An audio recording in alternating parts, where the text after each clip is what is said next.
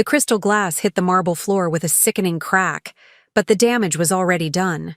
Red wine dripped down my face, staining my white silk blouse and the contract I'd refused to sign just moments before. "You ungrateful bitch," Ethan hissed, his perfectly manicured hand still suspended in the air where the glass had been. "Before we jump back in, tell us where you're tuning in from, and if this story touches you, make sure you're subscribed, because tomorrow, I've saved something extra special for you." All around us, Seattle's elite stood frozen in shock, cocktail conversations evaporating into stunned silence. Cameras flashed as someone captured the moment my marriage publicly shattered at the annual Barrett Foundation Gala. The moment that, ironically, would save me. I didn't know then that in exactly 72 hours, I would be driving down the Oregon coast with nothing but a suitcase and the company I'd nearly lost, heading toward a life I couldn't yet imagine. I didn't know that the Prenup activation code I would text from the ladies' room that night would set me free. But looking back, I realized the seeds of my liberation were planted long before the wine hit my face. 6 years earlier, I'd met Ethan Collins at a startup pitch competition in downtown Seattle. I was sweaty, nervous, and clutching a handmade prototype of my first skincare product, a face serum made from locally sourced ingredients that I'd perfected in my apartment kitchen. He was confident, immaculately dressed, and wielding a checkbook as one of the competition's angel investor judges. I didn't win the competition that day, but as Ethan approached me afterward, eyes gleaming with interest in both me and my business concept, it felt like I'd won something better. "Your product has potential," he said, handing me his business card with his personal number scrawled on the back. "But your pitch needs work. Let me buy you coffee and explain why." That coffee turned into dinner, which turned into breakfast. Within 6 months, Pure Origins had secured its first round of funding, with Ethan as the primary investor, and I had secured a fiancé. The Seattle business journals called us the perfect merger of finance and innovation. Friends joked that I'd hit the jackpot, finding both a business angel and a life partner in one swoop. Even my parents, who had initially worried about the whirlwind romance, were won over by Ethan's charm and obvious financial security. Only my college roommate Zoe voiced any concern. "Just make sure you protect what's yours, Becca," she warned, over mimosas at my bachelorette party. "I've seen too many women lose themselves in relationships with powerful men." I laughed it off, but something in her words resonated enough that when Ethan's lawyer presented a prenuptial agreement 2 weeks before our wedding, I hired my own attorney to review it. That decision, adding a morality and ethics clause with specific asset protection triggers, would eventually save everything I'd built.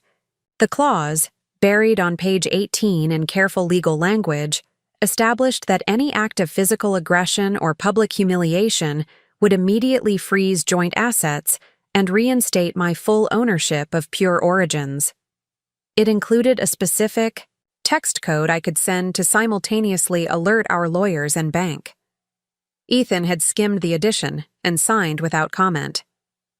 "It's just boilerplate," my lawyer had assured him.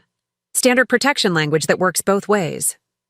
In retrospect, his casual dismissal revealed how inconceivable it was to him that he might ever lose control. The first 3 years of our marriage unfolded like a success story. Pure Origins expanded from my kitchen experiments to a proper lab space and manufacturing facility. We moved from my modest apartment to a sleek downtown condo with floor-to-ceiling windows overlooking Puget Sound. Ethan's investment connections opened doors I hadn't known existed, and soon my products were being featured in subscription boxes and boutique stores across the Pacific Northwest. I was invited to entrepreneurial panels as a rising star in the natural skincare industry. Ethan beamed proudly from the audience, always ready to network on my behalf afterward. But even as the business grew, subtle shifts occurred in our relationship. So, gradual, I barely noticed them happening. It started with suggestions. "You should consider hiring Ryan for your sales team," Ethan would say, referring to a former colleague of his. Or, That packaging looks amateur. My friend's design firm could help. Soon, suggestions evolved into expectations. I've already told the Williamsons you'll reformulate that moisturizer without the almond oil. Their daughter has allergies. The introduction itself is valuable currency. That evening, I entered Coastal Light Photography Gallery 15 minutes before closing time. Valerie, the former war photographer Lisa had pointed out at the cafe, looked up from her computer. With professional assessment. "You must be Rebecca." Devon called about the market booth. Her directness reminded me of Eleanor's, though warmth animated her expression where Eleanor projected reserve. "Come see what you're working with." She led me to a back room where promotional displays and marketing materials for various local artisans were organized with gallery-worthy precision. "Community booth participants share this 8-foot table," she explained, showing measurements and layout options. "You'll need product samples, obviously, but equally important is visual storytelling, helping market visitors understand what distinguishes your approach."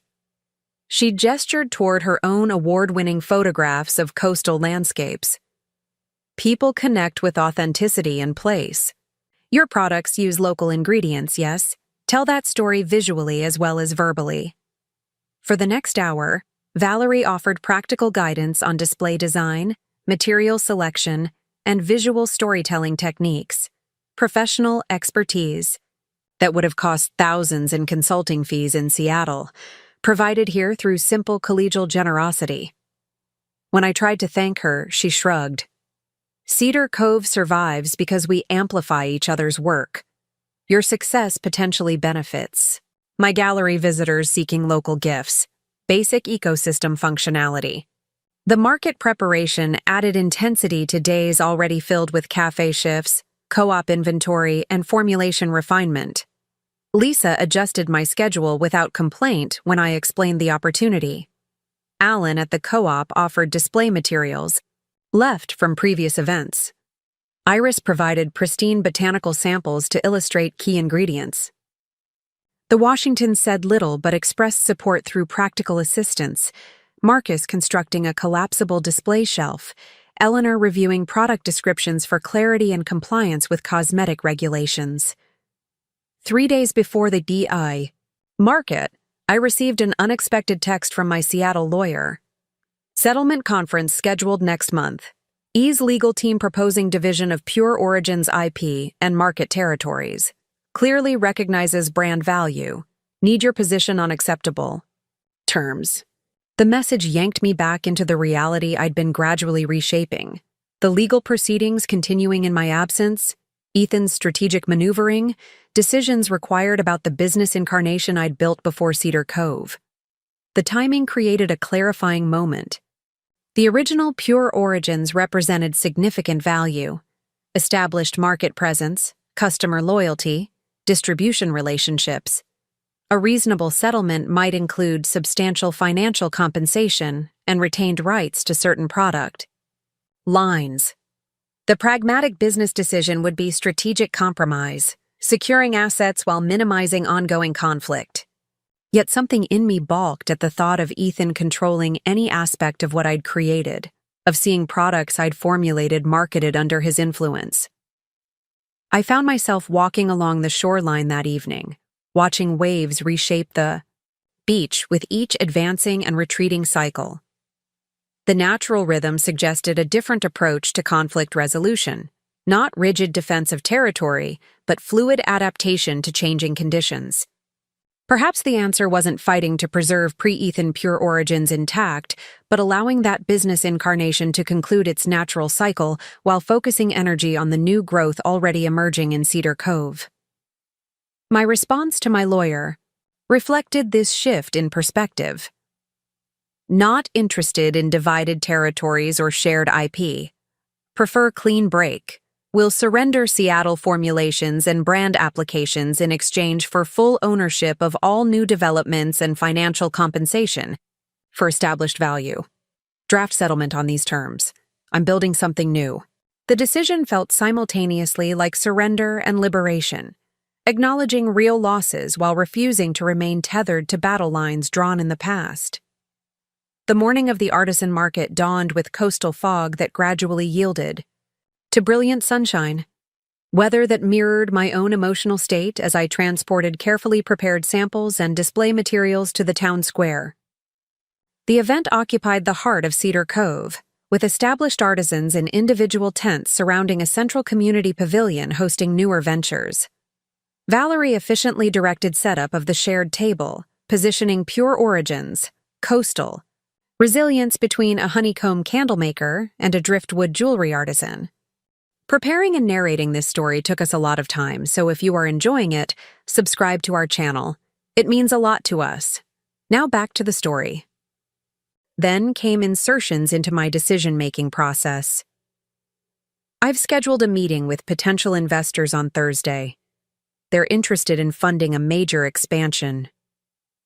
When I pointed out that I hadn't been planning an expansion quite yet, his expression would darken. You need to think bigger, Rebecca. I'm just helping you see the potential you're missing. The tipping point came during a dinner with Ethan's business associates at our condo. While pouring wine, Ethan casually mentioned, "We're thinking of rebranding Pure Origins to Collins Natural next quarter, something more family-oriented as we scale nationally." The glass in my hand froze halfway to my lips. This was the first I'd heard of any rebranding, let alone a name that erased my creation and replaced it with his family name. Later that night, after everyone had left, I confronted him. "Pure Origins is my company, Ethan. I founded it before I met you. I never agreed to change the name." He looked genuinely confused by my objection. "But we're a family now, Rebecca. I've invested hundreds of thousands of dollars. My connections have built this company as much as your formulas have." When I reminded him that his investment had been structured as loans with favorable terms, not ownership stakes, his expression hardened into something I'd never seen before.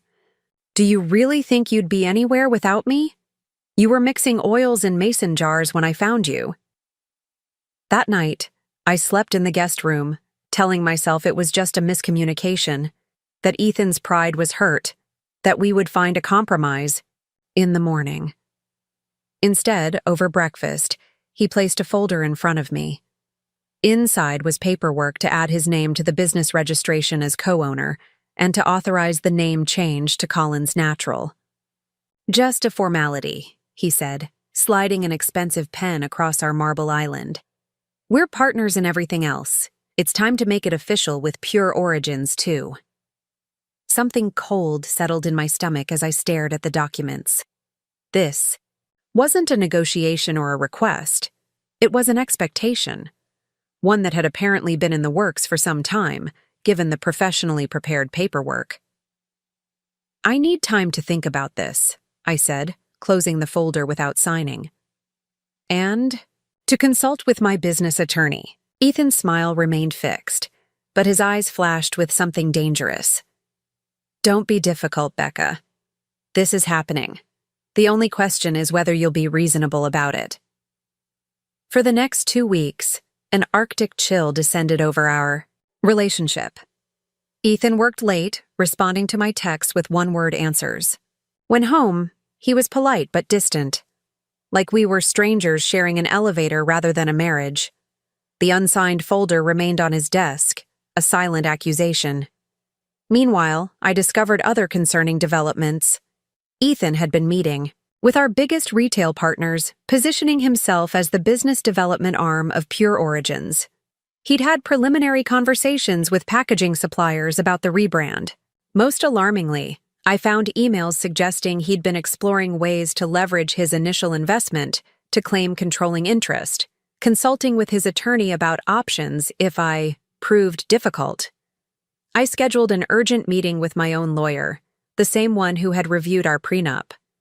As I laid out the situation, her expression grew increasingly grave. "He's trying to execute a hostile takeover of your company," she said bluntly. "The fact that you're married makes it complicated, but not impossible to fight. However, I should warn you, these situations often get messy." "Messier than my marriage already is?" I asked, attempting humor that fell flat against the reality of my situation. She slid a business card across her desk. "This is a good family lawyer. You might need her soon. In the meantime, don't sign anything. And Rebecca, document everything." The Barrett Foundation Gala had been on our calendar for months.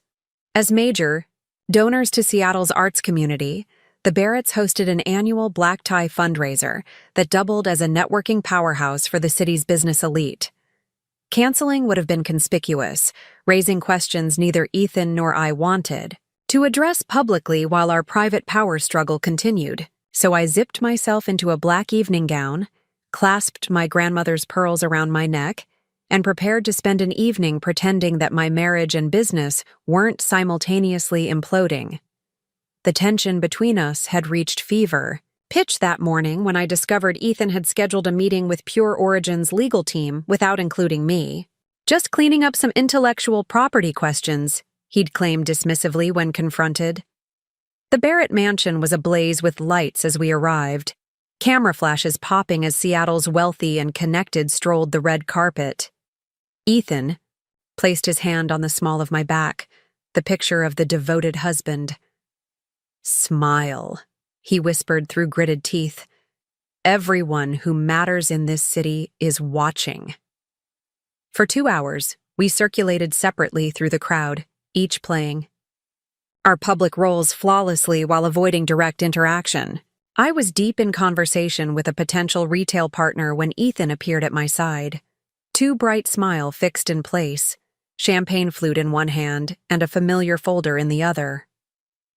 "Perfect timing," he said smoothly. "I was just telling Charles here about our exciting rebranding plans." He placed the folder on a nearby high-top table and opened it to reveal the same ownership transfer documents I'd refused to sign weeks earlier. A fountain pen appeared in his hand. "Shall we make it official? Charles is a notary, conveniently enough." The trap was elegant in its simplicity. Refuse in front of Charles, who oversaw purchasing for the largest luxury retailer in the Pacific Northwest, and I'd appear unprofessional, potentially jeopardizing a crucial business relationship. Sign, and I'd surrender everything I'd built. The calculation in Ethan's eyes was clear. He believed I would choose temporary harmony over conflict. "This isn't the time or place for business decisions, honey," I said, maintaining my smile while closing the folder. "We can discuss this at home." Ethan's hand closed over mine, his grip just tight enough to communicate his anger while appearing affectionate to onlookers. "No more delays, Rebecca. You're being childish about this. The documents are ready, Charles is here, and this partnership announcement would make an excellent addition to the evening's good news." Charles looked between us, professional smile faltering as he sensed the undercurrent of tension. "I'm happy to step away if this is a bad time," he offered. "It's a perfect time," Ethan insisted, reopening the folder and pressing the pen into my hand. "Rebecca just needs a little encouragement to overcome her fear of growth. Don't you, darling?" Something snapped inside me. The accumulated weight of months of manipulation, weeks of bullying, and the sudden clarity that this man never saw me as a partner at all, but as an acquisition to be managed. I placed the pen down deliberately and looked Ethan directly in the eyes. "I will never add your name to my company. Pure Origins is mine. It stays mine. And if you try to take it from me, I will fight you with everything I have." For a moment, genuine shock registered on Ethan's face. The shock of a man who has never been denied something he felt entitled to. Then his features contorted with rage. It happened so quickly that I had no time to react. His arm swung upward, the red wine in his glass arcing through the air before splashing across my face, soaking my hair, dripping down onto my dress and the contract below. The sound of shattering crystal as he slammed the empty glass down punctuated the sudden silence that rippled outward from our corner of the gala. "You ungrateful bitch," Ethan hissed, his voice carrying in the shocked quiet. "After everything I've done for you."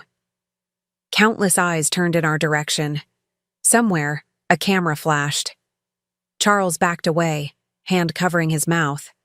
For one suspended moment, humiliation burned hotter than anger as wine dripped from my chin onto the marble floor.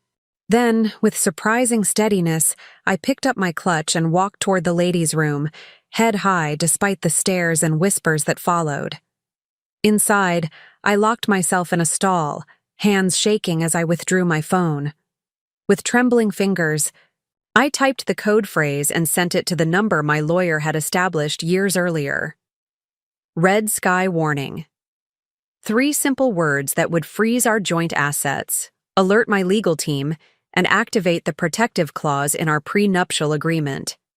As I blotted wine from my silk blouse with dampened paper towels, the gravity of what had just occurred, and what would follow, settled over me. My marriage was over. The careful life I'd constructed in Seattle was shattered. But strangely, beneath the shock and grief, another emotion bubbled up. Relief. The pretense was finally over. Ethan had shown his true nature in front of witnesses.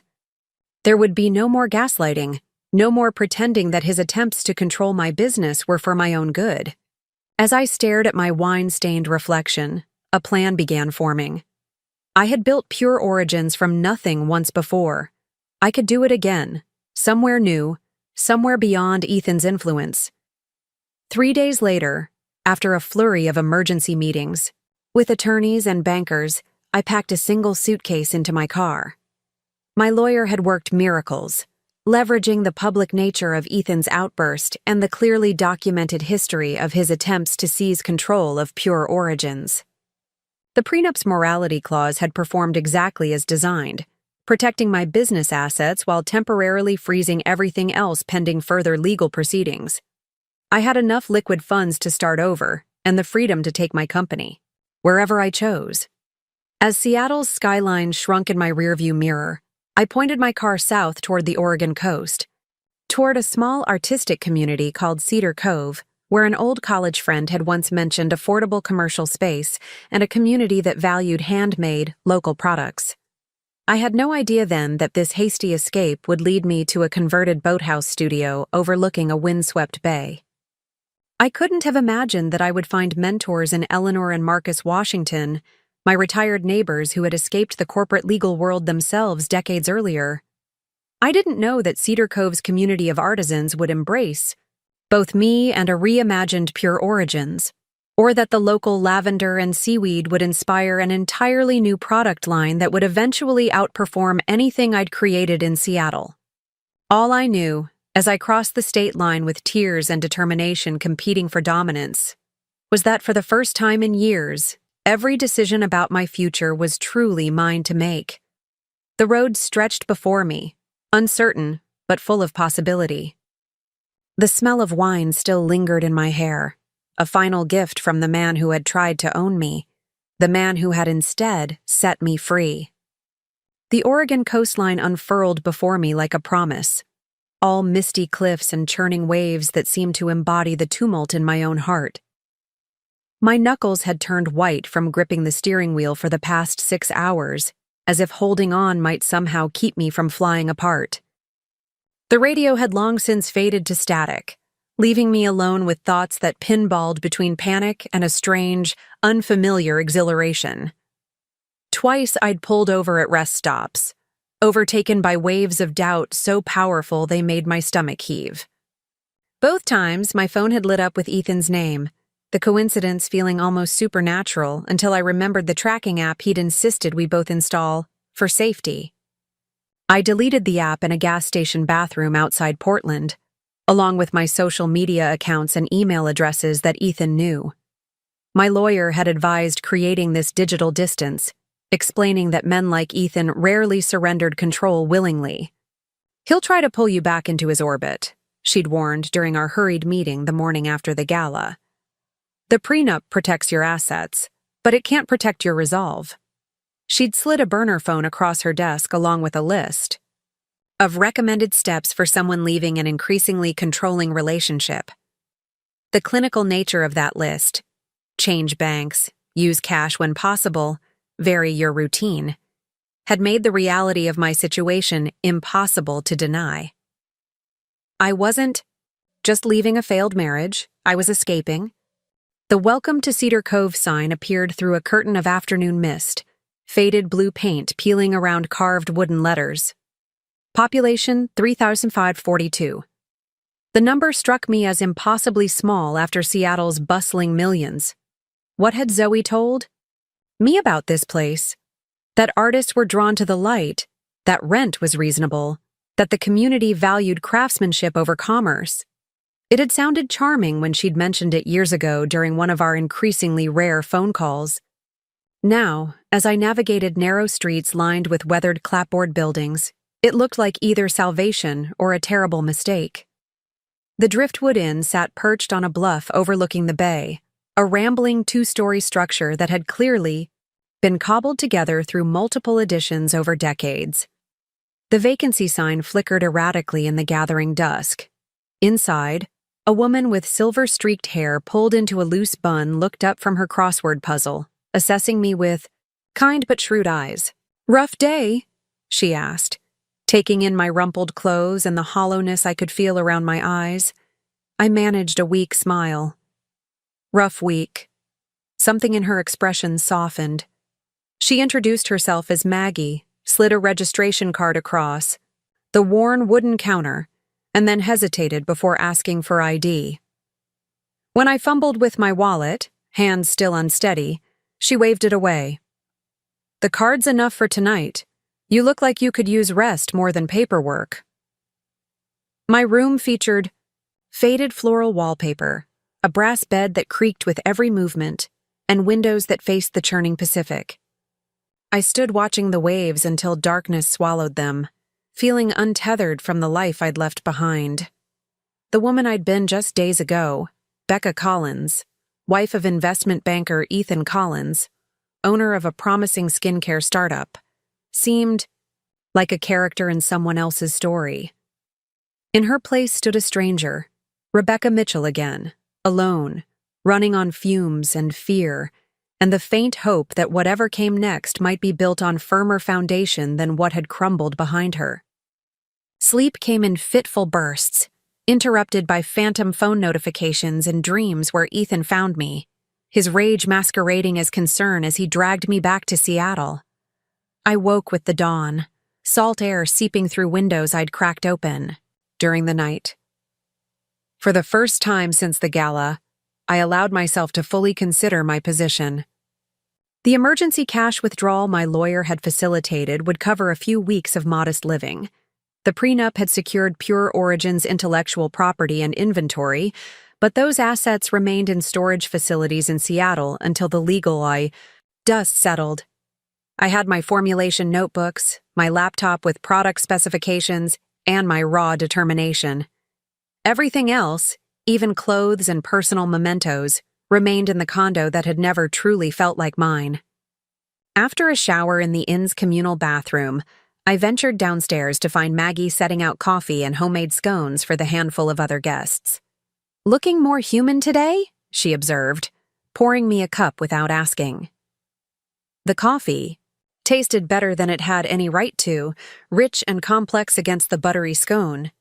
Simple pleasures that somehow felt profound after days of existing on adrenaline and vending machine snacks. When Maggie asked how long I'd be staying, I realized I had no answer. "I'm between situations," I finally said, the euphemism inadequate, but preferable to spilling my messy truth to a stranger. Maggie nodded as if this was perfectly normal. "Most people who end up in Cedar Cove are." She refilled my cup, then added, "If you're looking to stay longer than a few nights, you might want to check the community board. Sometimes there are rentals that don't make it to the online listings." She gestured toward a corkboard near the beer entrance, crowded with flyers and business cards. "And if you're needing work, Tidal Basin Cafe is short-staffed since tourist season started early." The community board became my lifeline that morning. Among advertisements for yoga classes and local art shows, I found a faded index card. "Studio apartment above boathouse. rustic but waterproof. Utilities included. Suitable for single occupant. The rent listed was so low compared to Seattle prices that I initially assumed it was weekly rather than monthly. A phone number had been scrawled at the bottom, along with the words, "Serious inquiries only." No, drama. The number connected me to Eleanor Washington, whose clipped, no-nonsense phone manner reminded me of my first business professor in college. Yes, the apartment was still available. Yes, I could see it today. No, she didn't need my life. Story, just first and last month's rent in cash if I wanted it. It's nothing fancy, she warned, giving me directions to a property north of town. But it's clean and private. Some find the isolation appealing. The way she emphasized isolation suggested she counted herself among that number. Eleanor's property revealed itself at the end of a winding gravel road, a modest but well-maintained craftsman house perched on a rocky promontory, with a separate structure closer to the water's edge. This second building, clearly the boathouse mentioned in the ad, had weathered cedar siding and large windows facing the bay. Eleanor herself stood waiting on her porch, a tall, straight-backed woman in her early 70s with close-cropped, white hair and penetrating dark eyes. Before I could offer any greeting, she stated, "You're running from something." Not a question, but an observation delivered without judgment. For a moment, I considered crafting some palatable half-truth, the kind of explanation I might have offered at a Seattle cocktail party. Instead, exhaustion and the strange comfort of a stranger's directness prompted honesty. My husband tried to take my company, then threw wine in my face at a charity event when I refused to sign it over. The words hung in the salt-laden air, between us. Eleanor nodded once, satisfied. Good. Truth is simpler to maintain than lies. You'll need fewer stories to remember. She turned and began walking toward the boathouse. Marcus will want to know you're not bringing trouble to our doorstep, but that can wait for dinner. Let's show you the apartment first. The apartment occupied what had once been storage space above the actual boathouse. A steep exterior staircase led to a door that opened directly into a single room with a kitchenette along one wall, a sleeping area defined by a privacy screen, and a tiny bathroom tucked under the eaves. What the space lacked in size or luxury, it made up for in character and light. Dormer windows faced the water, filling the room with shifting patterns as sunlight danced across the bay's surface.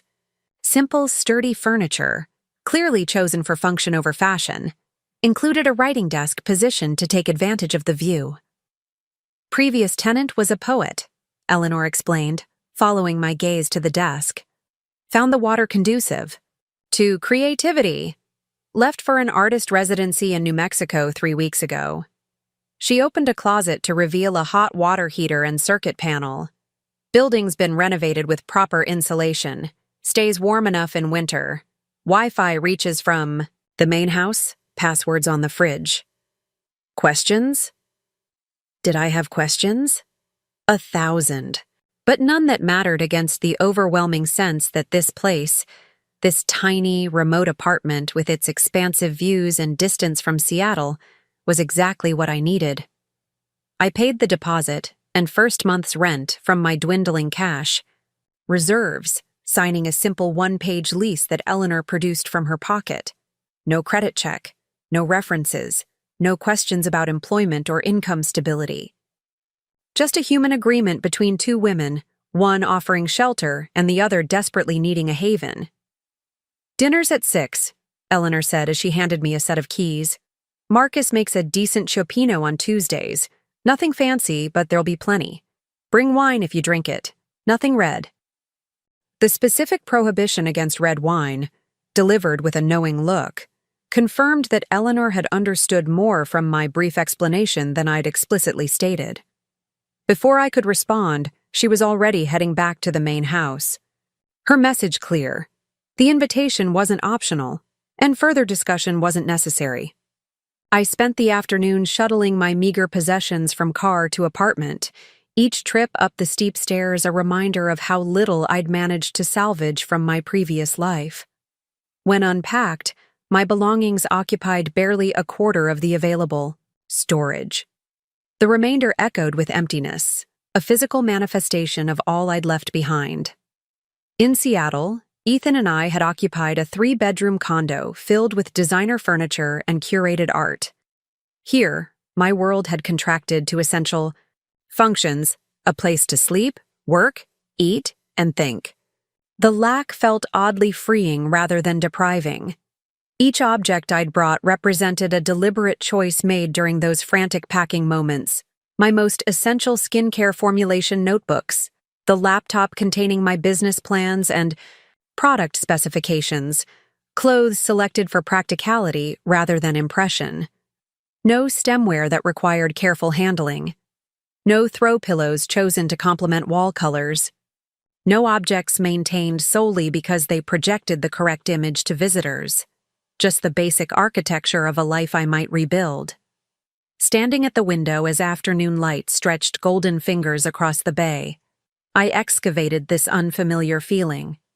Lightness. Despite everything, the public humiliation, the financial uncertainty, the grief of a marriage exposed as fundamentally fraudulent, I felt curiously unburdened. The sensation was so foreign that it took me several minutes to identify it as the absence of performance. For years, I'd been maintaining a carefully constructed version of Rebecca Collins, successful entrepreneur and perfect corporate wife. That persona had required constant, exhausting upkeep. Here, with no audience except seagulls and distant fishing boats, that performance could finally end. At 10 minutes to 6, I made my way to the main house, clutching a bottle of white wine I'd found in my car's trunk, a thank you gift from a supplier that I'd forgotten to bring inside our condo months earlier. Small mercies. Eleanor answered my knock with a brief nod of approval at my punctuality, leading me through a comfortable living room lined with bookshelves to a kitchen where a barrel-chested man with a neatly trimmed silver beard stood stirring a pot that filled the room with aromas of seafood and herbs. "Marcus," Eleanor said simply, "this is Rebecca Mitchell, the new tenant." Marcus turned, assessing me with the same direct gaze his wife had employed earlier. Where her eyes had been coolly analytical, however, his held warmth and curiosity. "Welcome to our little corner of nowhere," he said, voice a rich baritone that matched his substantial presence. "Hope you like fish. Can't live on the Oregon coast and serve chicken on a Tuesday." Dinner unfolded with surprisingly easy conversation. Neither Eleanor nor Marcus pressed for details about my situation, but their measured questions about my business, my product philosophy, my long-term goals, created space for me to share what I felt comfortable revealing. I learned that Eleanor had been a corporate attorney specializing in intellectual property law before retiring early. Marcus had built a consulting practice helping small businesses navigate growth challenges, then sold the firm when Eleanor decided she'd had enough of Seattle's increasingly frenetic pace. 15 years ago, Marcus explained, refilling wine glasses, we bought this place as a weekend retreat, kept promising ourselves we'd spend more time here someday. Then Eleanor's doctor found an arrhythmia during a routine physical. He reached across the table to cover his wife's hand with his own, the gesture so naturally affectionate it made my throat tighten.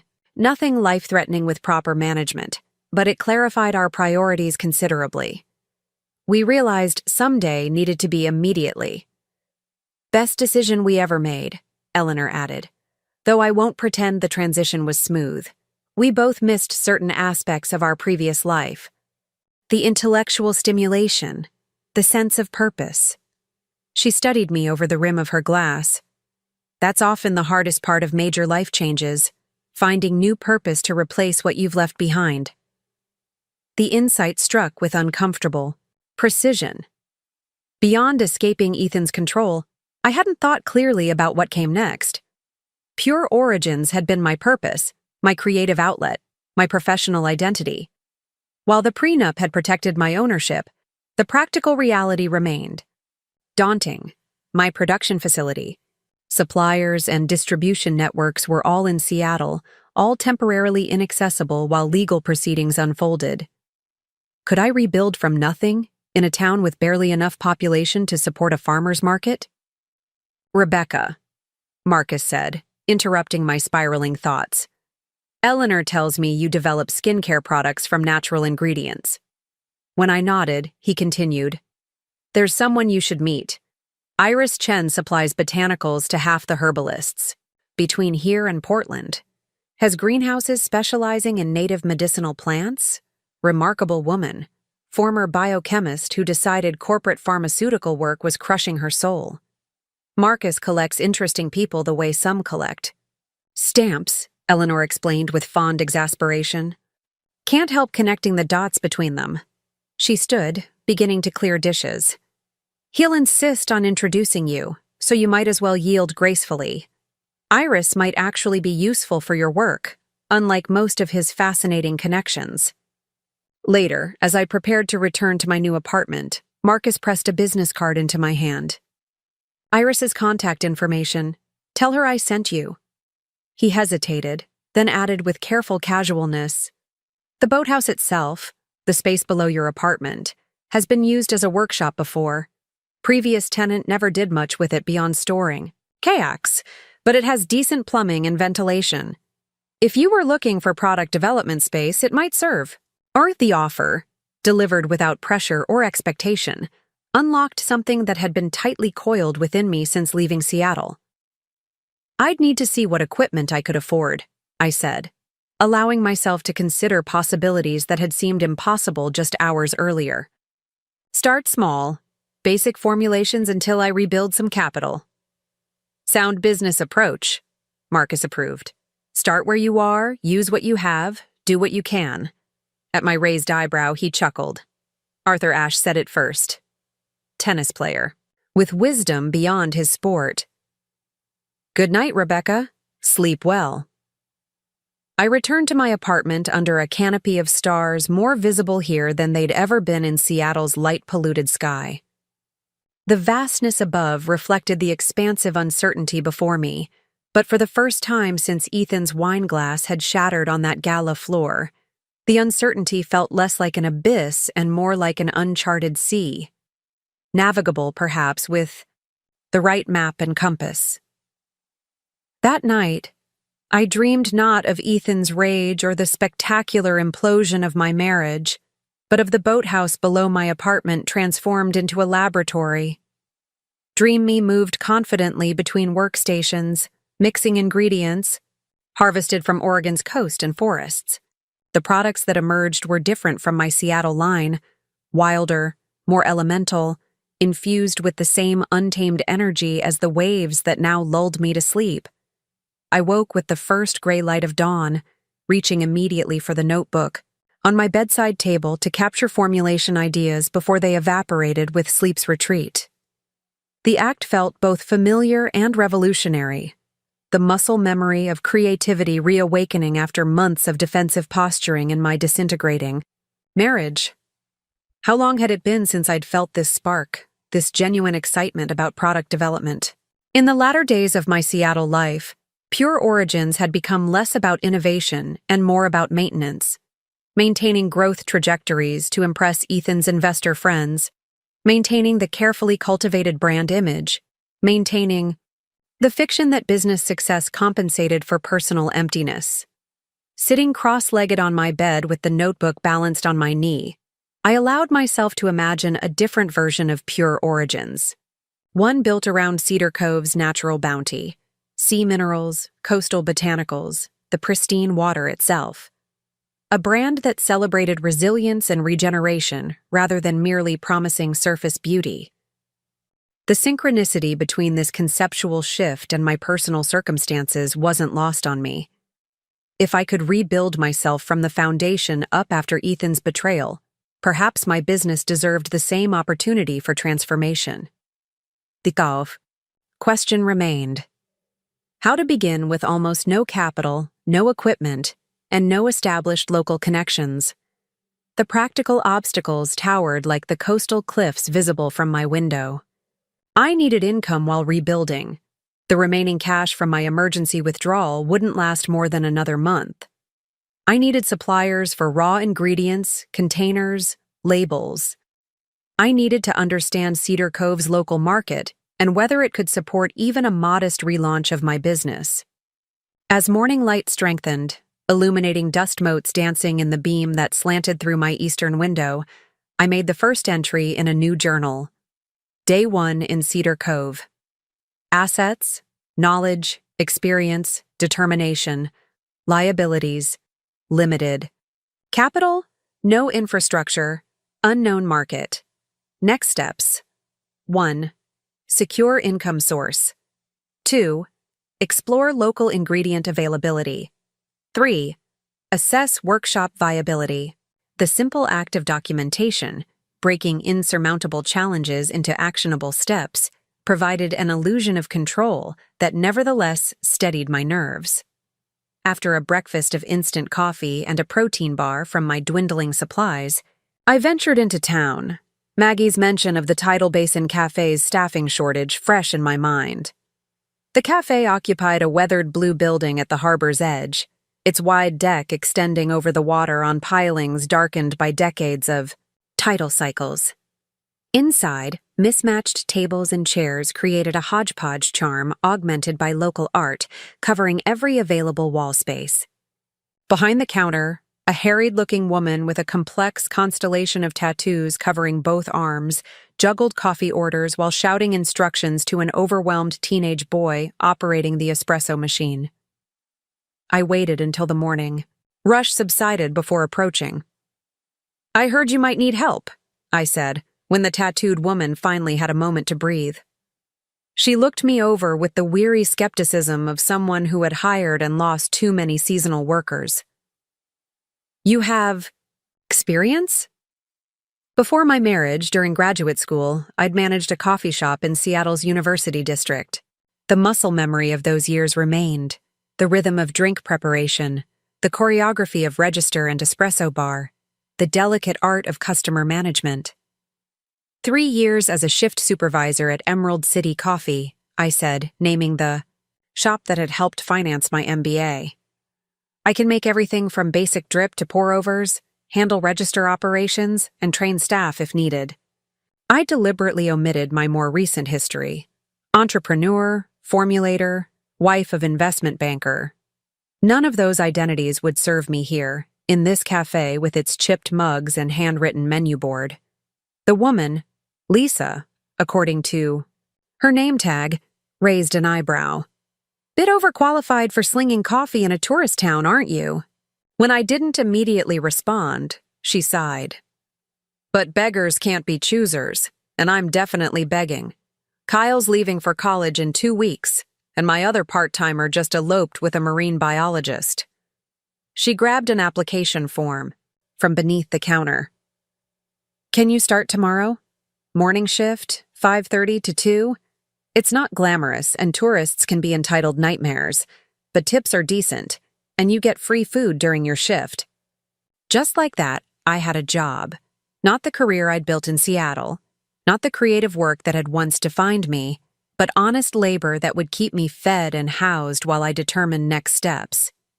The immediacy of the solution to at least one pressing problem felt like confirmation that I'd made the right choice in coming to Cedar Cove. As I turned to leave, application completed and start time confirmed, Lisa called after me, "By the way, where are you staying? Housing's tight in summer." When I mentioned the boathouse apartment, her eyes widened slightly. "You're living with the Washingtons? How'd you manage that? They've turned down half the town looking for rentals." Before I could formulate a response that wouldn't reveal too much, she shook her head. "Never mind. Not my business. But if Eleanor Washington has decided you're acceptable, your stock just rose considerably around here. That woman has the most finely calibrated bullshit detector on the Oregon coast." The observation stayed with me as I continued exploring the town that had become my unexpected refuge. Cedar Cove's main street comprised barely 3 blocks of businesses. The cafe, a bookstore, a hardware shop, art galleries, a grocery co-op, and various tourist-oriented boutiques selling coastal-themed trinkets and apparel. The year-round population clearly expanded significantly during summer months, with visitors drawn to the dramatic coastline and the arts community that had established itself over decades. At the co-op, I found a help-wanted notice similar to the cafe's, part-time. Inventory manager needed immediately. The position would complement rather than conflict with my cafe hours. On impulse, I inquired inside, where the manager, a gentle-voiced man with gray dreadlocks secured in a neat bundle, seemed almost pathetically grateful for my interest and business background. By lunchtime, I had secured 2 part-time jobs that together would cover my modest living expenses. The achievement felt simultaneously liberating and humbling. Freedom from immediate financial panic purchased at the cost of professional identity. With basic survival needs addressed, I turned my attention to the second task on my list: exploring local ingredient availability. Iris Chen's business card burned in my pocket, Marcus's introduction offering a potential shortcut into the local supply community.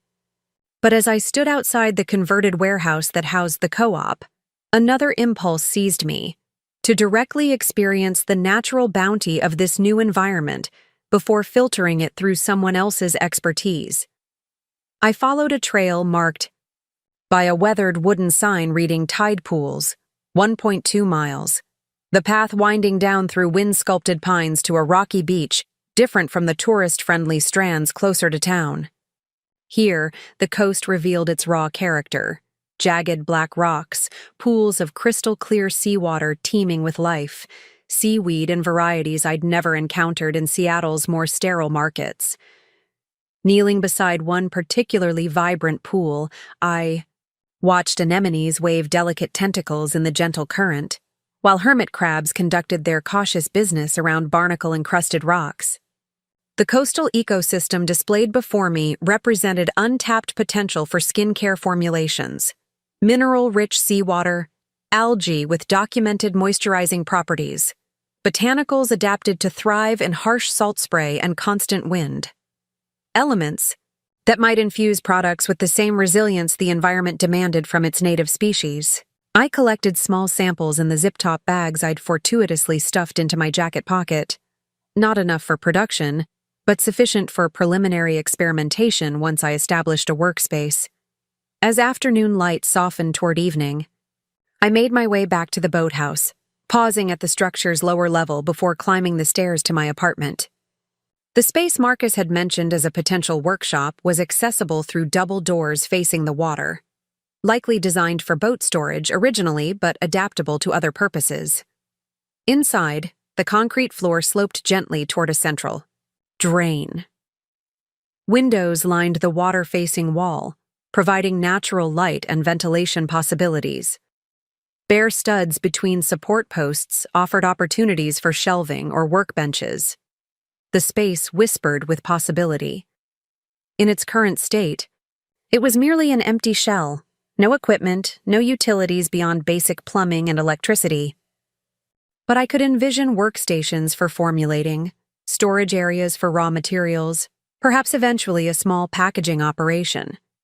Starting over from scratch wasn't what I'd planned for Pure Origins, but standing in that empty boathouse with seawater samples in my pocket and the sound of waves providing rhythmic accompaniment to my thoughts, I felt the first true stirring of excitement since leaving Seattle. That evening, I sat at the small desk in my apartment, laptop open to a blank document. My fingers hovered over the keyboard, poised to begin a business plan for Pure Origins 2.0, or whatever this new iteration might become. The blinking cursor seemed to pulse with the question that had haunted me since watching Seattle recede in my rearview mirror. Was I fleeing or advancing? Running from a failed marriage and business takeover attempt, or moving toward something that might ultimately prove more authentic and fulfilling? The distinction mattered. One path was reactive, shaped primarily by what I sought to escape.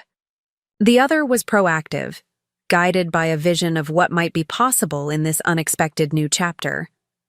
Eleanor's earlier observation about finding new purpose echoed in my mind. I didn't want to define myself forever as Ethan Collins's ex-wife, or the woman who narrowly escaped a hostile takeover of her company. I needed to create an identity and business forged from genuine passion rather than defensive positioning. With sudden clarity, I typed the document title, Pure Origins, Coastal Regeneration. Below it, a mission statement began to form, not a complete business plan yet, but a declaration of intent. Harnessing the resilience of Oregon's coastal ecosystems to create skincare that supports natural regeneration and adaptation. Products developed in harmony with local environments, contributing to rather than extracting from the communities that inspire them. The words felt right, aligned with both my personal journey and the business philosophy I'd always aspired to, but had compromised in subtle ways during my marriage. With Ethan's influence removed, with the pressure to scale rapidly for investor satisfaction eliminated, I could return to first principles: quality over quantity, sustainability over rapid growth, authentic connection over market positioning.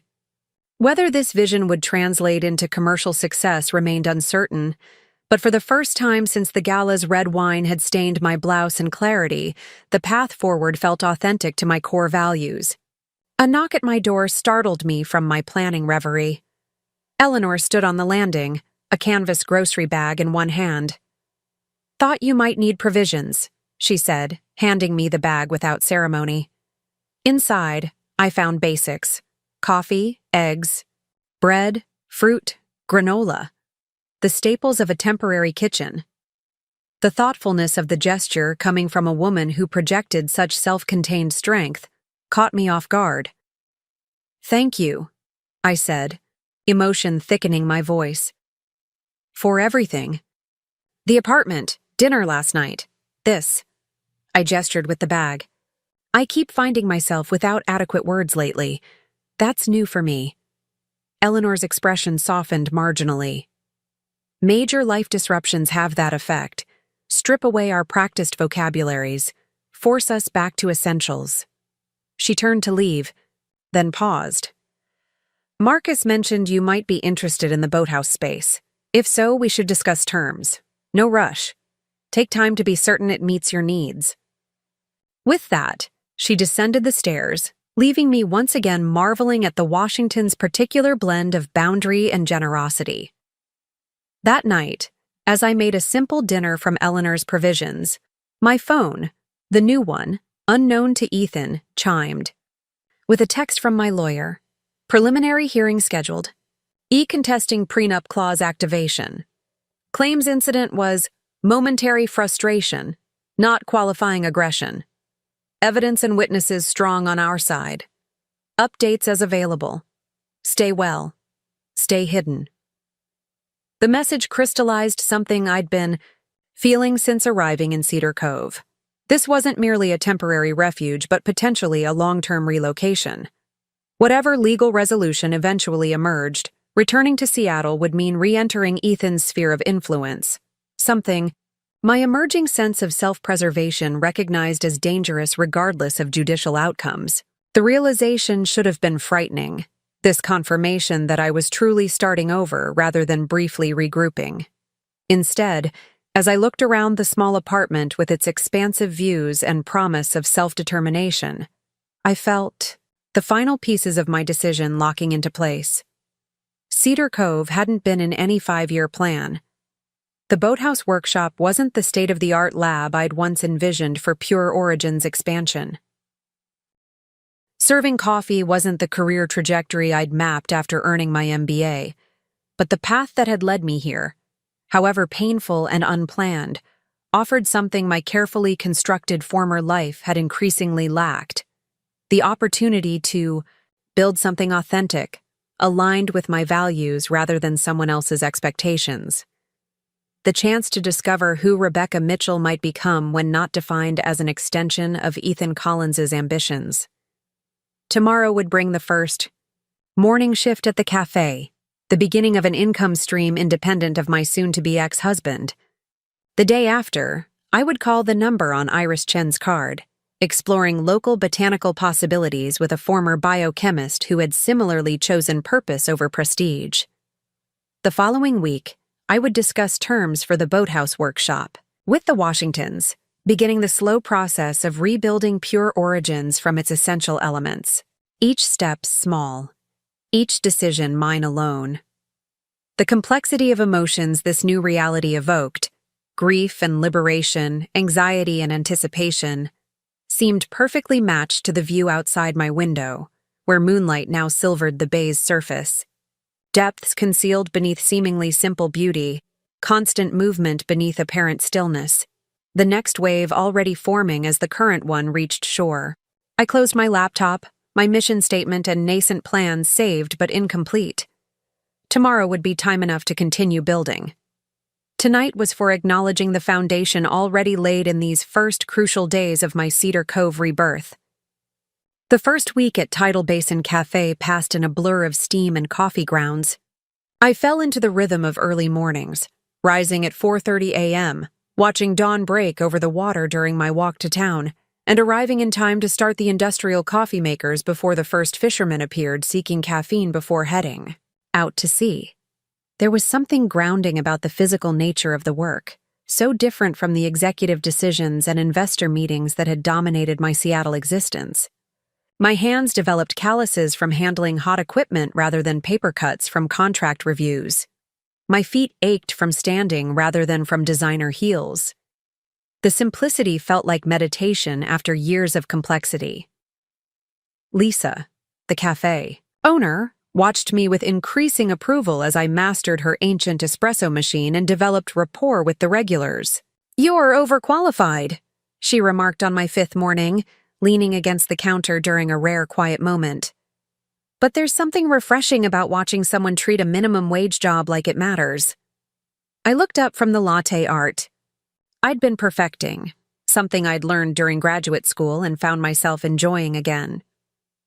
"It does matter," I replied, carefully pouring steamed milk to create a delicate fern pattern. "This might be someone's only moment of beauty in a difficult day." She tilted her head, reassessing me. "Who exactly are you, Rebecca Mitchell?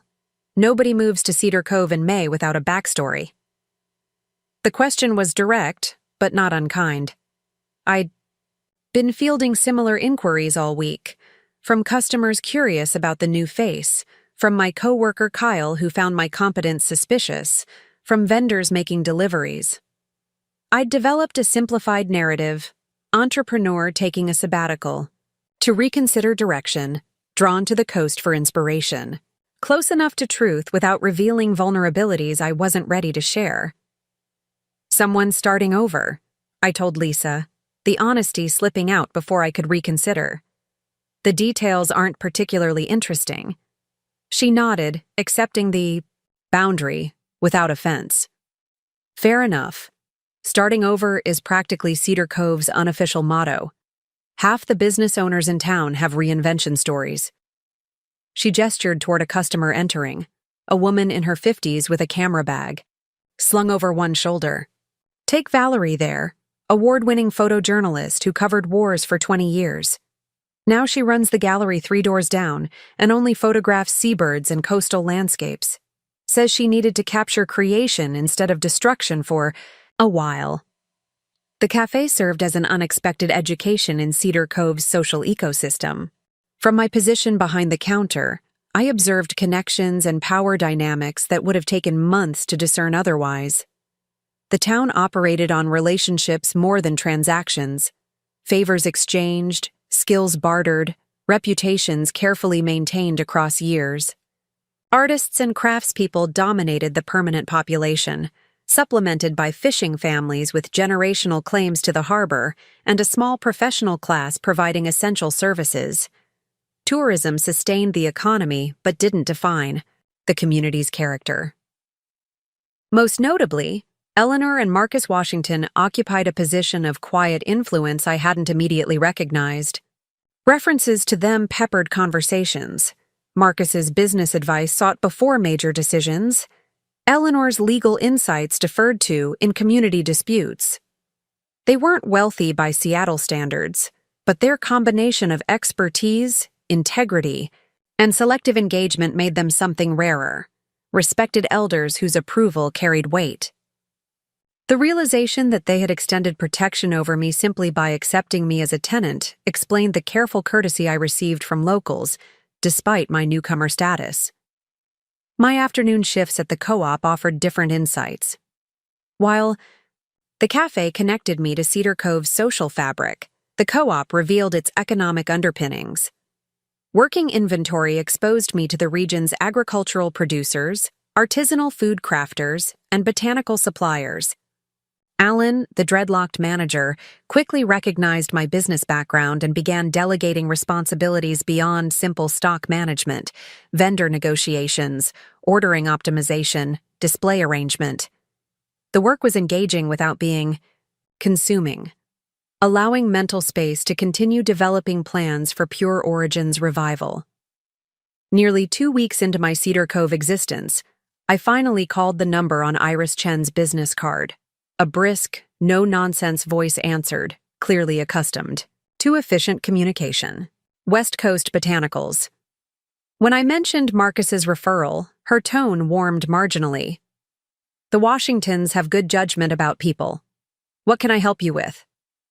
I explained my background in natural skincare formulation and interest in local ingredients, carefully avoiding specifics about my circumstances. Iris listened without interruption, then said simply, "Come see the operation tomorrow. Bring appropriate footwear. We start at 7. We start at 7 proved to be an understatement. When I arrived at the address Iris had provided, a former dairy farm several miles inland from the coast, I found her already deep into the day's harvest, directing 3 workers collecting flowering herbs from meticulously maintained beds. Iris herself defied easy categorization. Late 50s with silver-streaked black hair pulled into a practical bun, wearing mud-spattered boots and cargo pants while consulting planting charts on a high-end tablet. She acknowledged my arrival with a nod before handing me gardening gloves. "Observation happens alongside work here. Help Thomas with the calendula while we talk." For the next 3 hours, I harvested delicate orange blossoms while Iris moved between greenhouses and outdoor growing areas, explaining her operation in precise, technical terms that revealed her scientific background.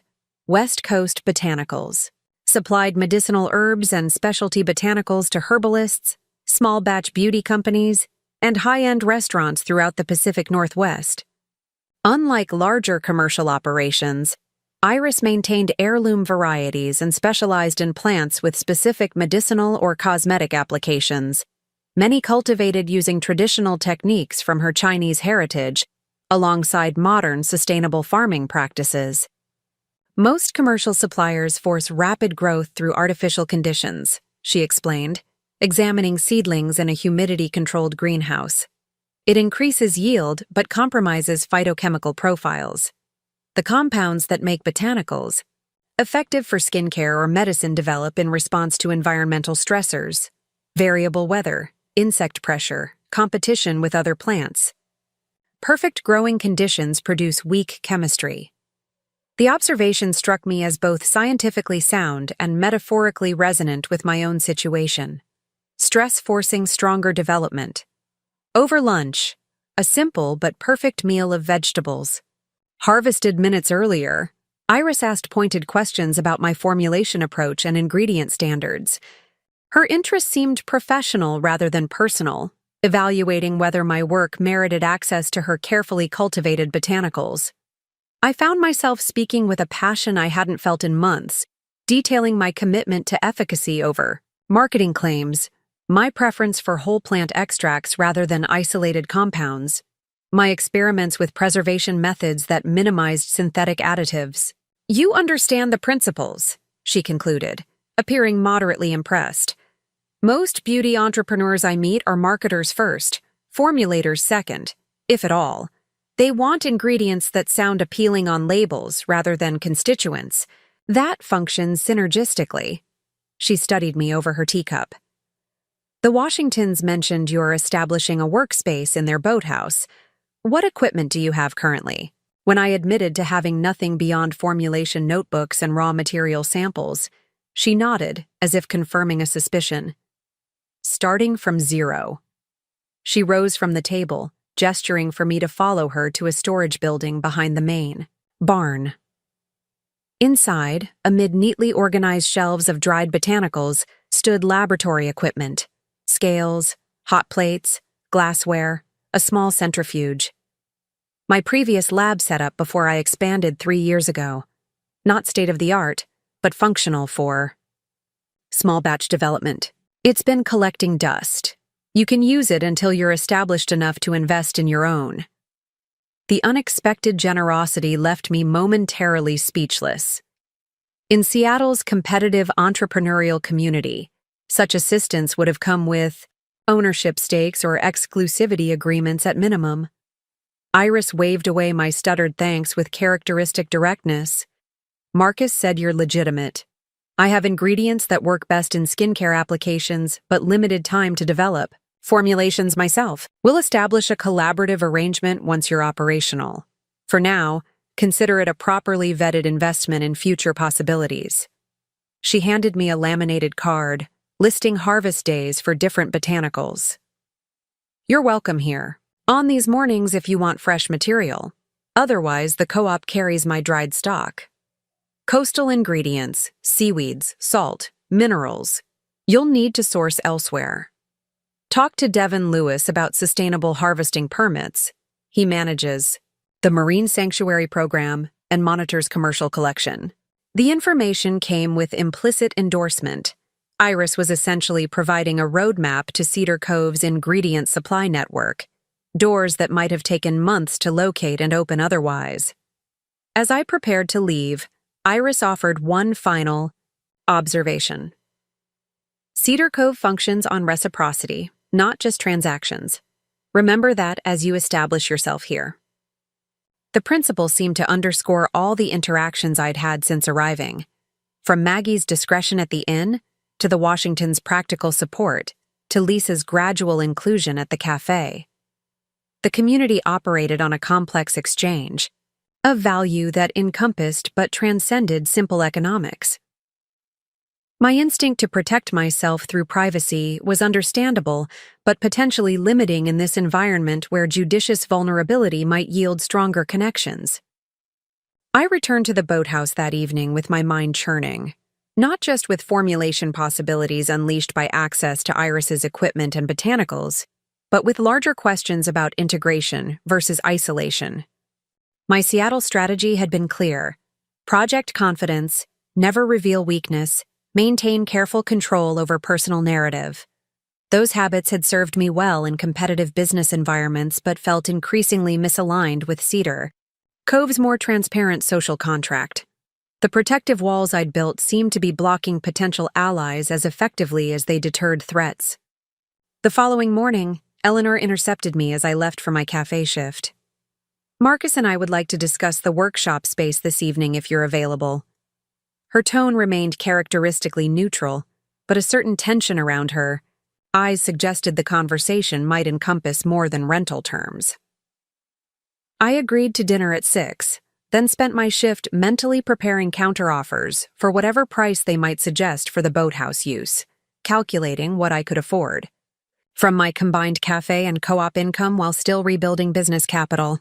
When I arrived at their house that evening, I found not just Eleanor and Marcus, but a third person, a compact, weathered man in his 60s introduced as Devin Lewis, the Marine Sanctuary Program manager Iris had mentioned. The dinner conversation initially followed familiar patterns: Eleanor's precise observations about local matters, Marcus's warmer elaborations, my careful contributions when directly addressed. Devin mostly listened, asking occasional questions that revealed genuine interest in my skincare formulation philosophy. After dessert, Eleanor's surprisingly delicate lavender shortbread, Marcus cleared his throat in what I'd come to recognize as his signal for shifting to substantive matters. Rebecca, we've been discussing your potential use of the boathouse workshop. There are considerations beyond simple rental arrangements. Eleanor nodded, taking over with characteristic efficiency. The space has adequate ventilation and drainage for small-scale production, but would require upgrades for anything beyond development work. Additionally, commercial use has zoning implications. My heart sank, anticipating regulatory roadblocks that would derail my rebuilding plans before they properly began. Then Devin leaned forward. That's partly why I'm here. The property falls within the coastal management zone I oversee. Commercial activities require environmental impact assessment. Before my disappointment could fully form, he continued. However, the Sanctuary program has a small business incubator specifically for enterprises utilizing local resources sustainably. Participants receive streamlined permitting and technical assistance in exchange for environmental stewardship commitments. Marcus's expression remained carefully neutral, but his eyes revealed satisfaction at Devin's interest. We thought your approach to formulation might align with program objectives. If so, it would simplify several aspects of establishing operations here. The conversation that followed revealed careful coordination among the three of them. Eleanor had researched permit requirements, Marcus had spoken with Devin about the incubator program, and Devin had reviewed public information about Pure, Origin's previous ecological commitments in Seattle. You've been discussing my business, I observed, emotions somewhere between gratitude and discomfort at being the subject of behind-the-scenes conversations. Eleanor met my gaze directly. Yes. Selectively, and only with those positioned to provide meaningful assistance. Her frankness demanded equal honesty in return. I'm not accustomed to accepting help, I admitted. In Seattle, support always came with hidden costs. Cedar Cove operates differently, Devin said, echoing Iris's earlier sentiment. We invest in people and enterprises that strengthen the community ecosystem. Your skincare business could provide economic opportunities while promoting the region's natural resources, if developed thoughtfully. He slid a folder across the table containing incubator program details. Review these materials. If you're interested, I'll need a basic business plan and environmental impact statement. Nothing elaborate, just enough to establish intentions and approach. The offer represented far more than workspace access. The incubator would provide legal framework for rebuilding Pure Origins, technical support for sustainable harvesting, and implicit community endorsement, resources I couldn't have accessed through financial means alone. The generosity was overwhelming, but came with clear expectations, genuine commitment to Cedar Cove's environmental values, transparent business practices, community reciprocity. Not obligations to any individual, but to the social ecosystem I sought to join. My response came easier than expected. I'd be honored to apply for the incubator program.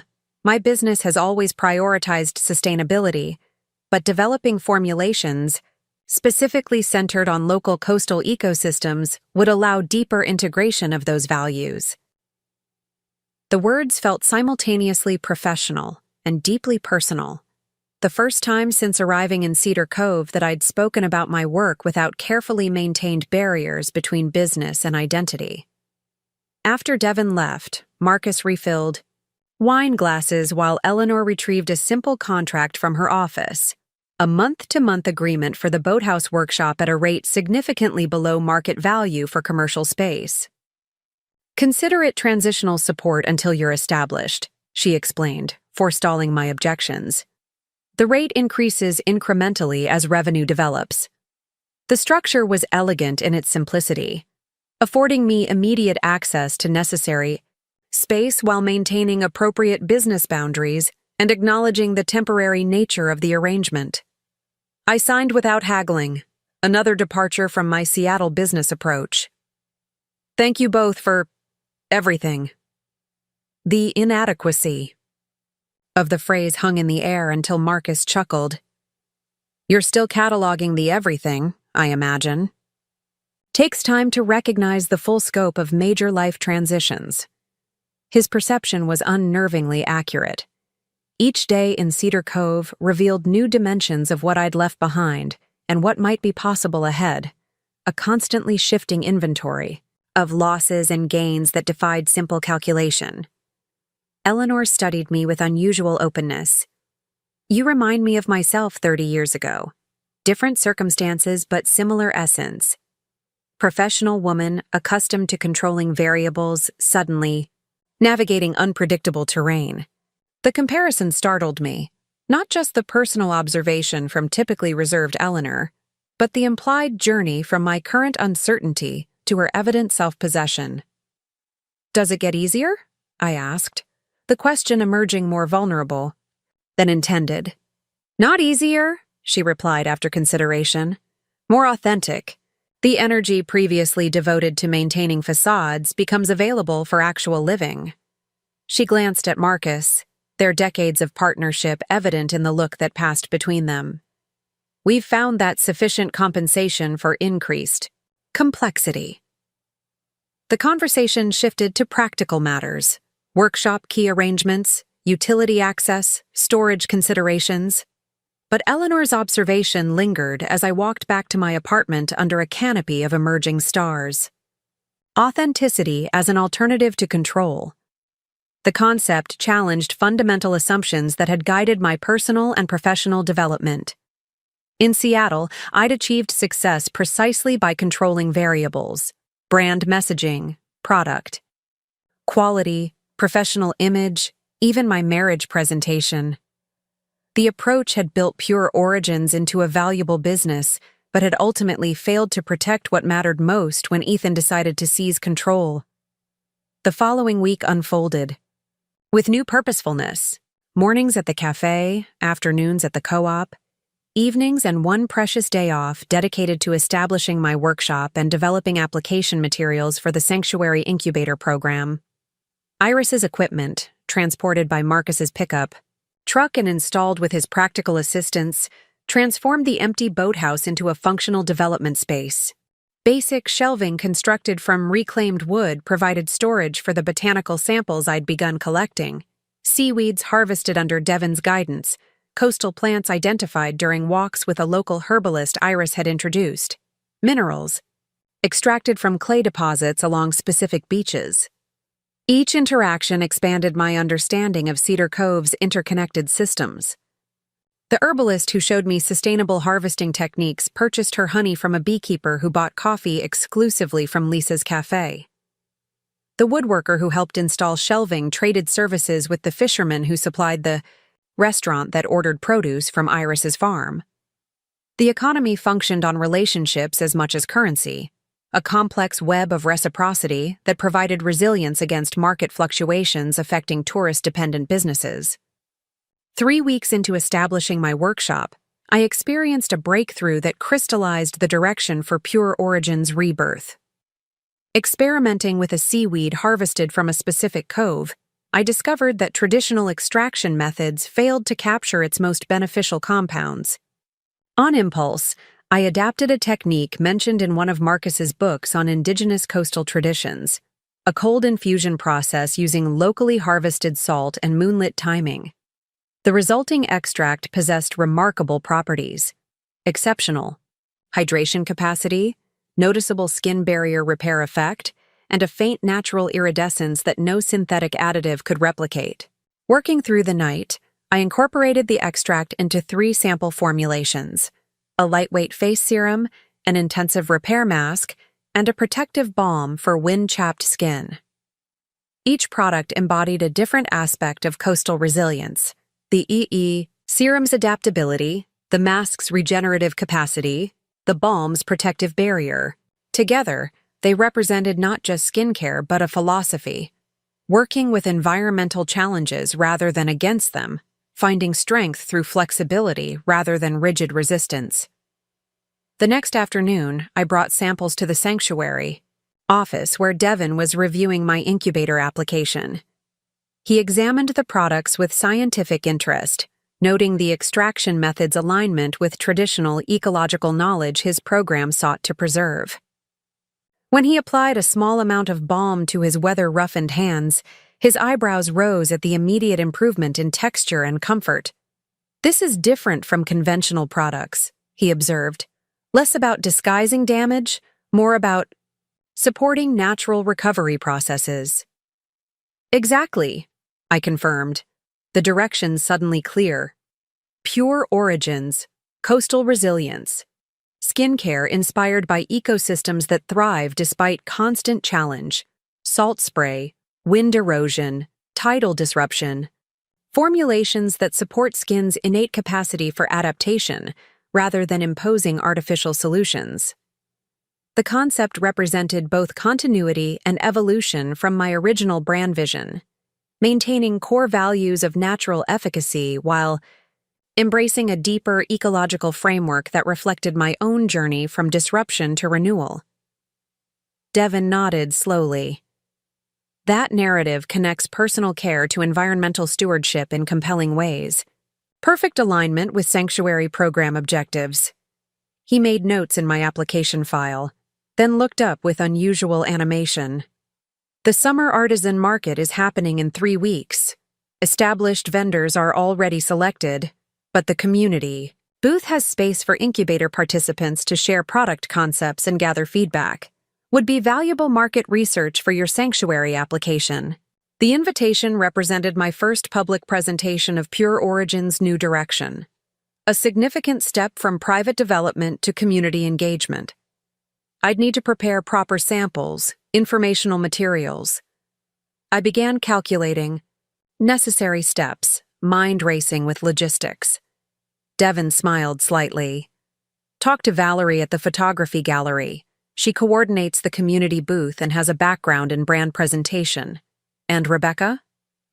I looked up from my mental planning. This is how Cedar Cove works. We connect people who should know each other. My display reflected weeks of integration into Cedar Cove's aesthetic and values. Glass bottles containing serum and balm wrapped in hand-pressed seaweed paper, ingredient sourcing mapped on recycled nautical charts, photographs of harvest locations, paired with microscope images of extracted compounds. The presentation told a story of connection between personal care and environmental stewardship, between scientific formulation and traditional ecological knowledge, between individual resilience and community regeneration.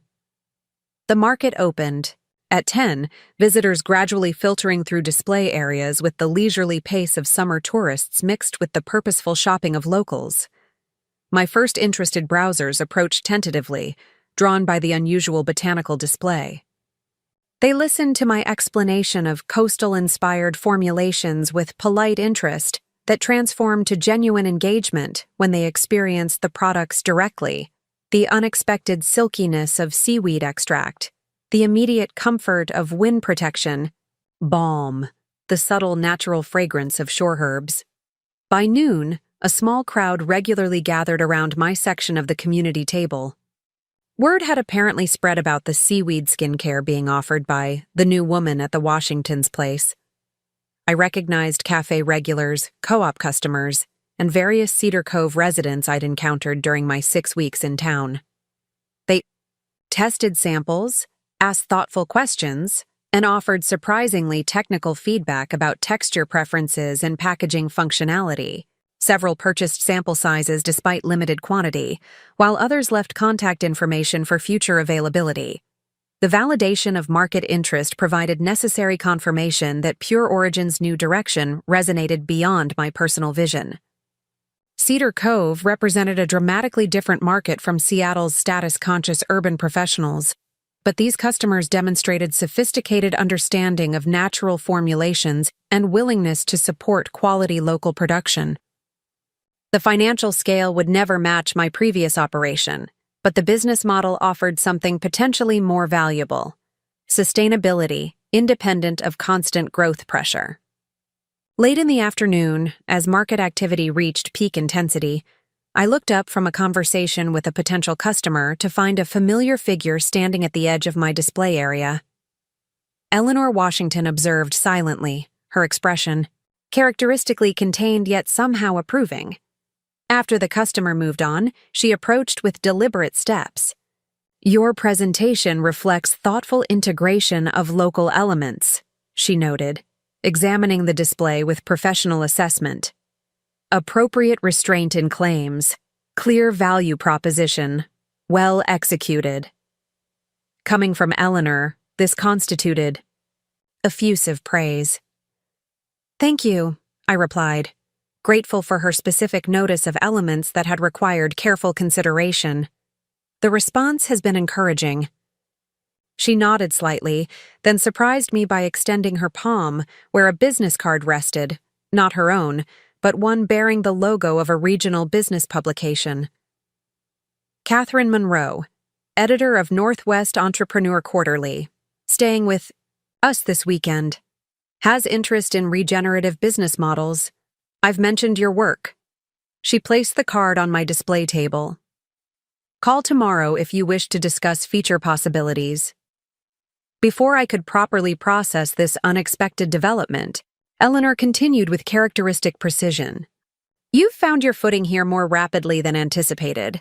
The workshop arrangement is functioning well. Devin reports your incubator application shows promise. These are positive indicators. She paused, studying me with unusual directness. Cedar Cove can be more than temporary refuge. Some find it suitable for long-term growth, personal and professional.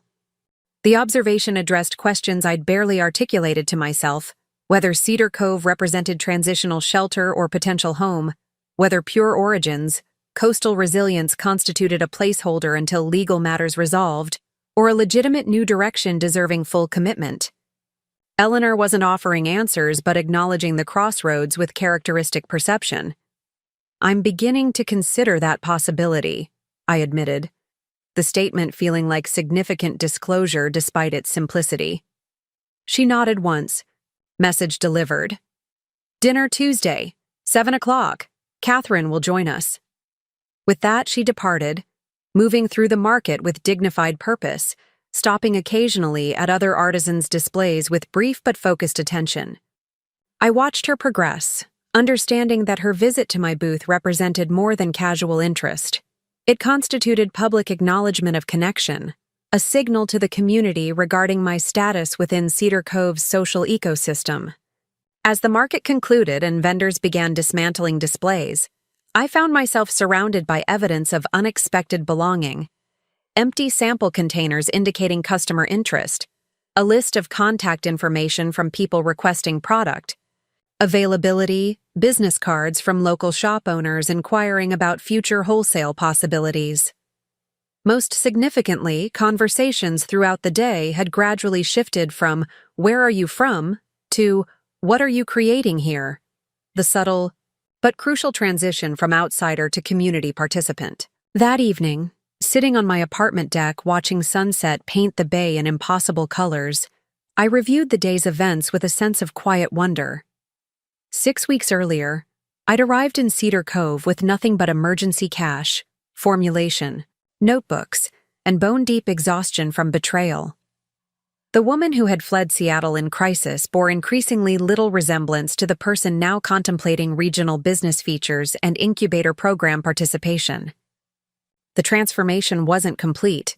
Legal proceedings continued in absentia, emotional processing remained ongoing, professional identity still evolved, but foundations had undeniably formed for whatever came next. My phone chimed with a text from an unknown number. Impressive display today. The seaweed extract especially notable. Would like to discuss potential collaboration when you're ready. Iris. The message represented another thread in the developing tapestry of Cedar Cove connections. Not friendship exactly, but professional respect and potential partnership based on complementary expertise. Similar messages had arrived from Devin regarding incubator program feedback, from a local spa owner interested in treatment protocols, from Valerie with photographs she'd taken of my display for portfolio use. Each interaction formed part of an emerging support structure fundamentally different from what I'd known in Seattle. There, professional relationships had been characterized by strategic positioning and careful impression management, constant awareness of competitive advantage and potential exploitation. Here, competition seemed less relevant than complementary function within a shared ecosystem. The mentorship offered by Eleanor and Marcus, Iris and Devin, Valerie and others emerged, not from charity, but from recognition of mutual benefit through collective flourishing. As darkness settled over the bay and stars emerged in unpolluted sky, I allowed myself to acknowledge a truth that had been forming since the market's first encouraging interactions. I didn't want to return to Seattle. Not to reclaim my previous business incarnation, not to prove resilience to those who had witnessed my humiliation, not even to personally confront Ethan with evidence of recovery. The woman who had defined success through external validation and growth metrics was gradually yielding to someone measuring value differently, through authenticity of expression, through alignment of personal and professional purpose, through meaningful integration within community. The realization didn't eliminate all uncertainty or resolve practical challenges still facing Pure Origin's rebirth. Financial stability remained tenuous, legal matters unfinished, long-term viability unproven. Yet something fundamental had shifted, from survival mode to intentional rebuilding, from reactive protection to proactive creation. The sanctuary I'd found in Cedar Cove had provided not just safety from immediate threat, but space to rediscover essential truths obscured during years of compromise and accommodation. I texted my lawyer one final message before sleep. Proceeding with settlement approach as discussed. Not returning for proceedings. Will handle remotely. Cedar Cove address is permanent for foreseeable future. The decision felt simultaneously momentous and entirely natural, like stepping through a door I'd been approaching without full awareness for weeks. Whatever challenges awaited on this path, they would be navigated from a foundation of growing authenticity rather than defensive positioning. That difference alone made the direction worth pursuing, a realization that accompanied me into dreams of seaweed gardens and coastal resilience, of storm-weathered growth and unexpected renewal. Catherine Monroe had a journalist's talent for drawing out details I hadn't intended to share.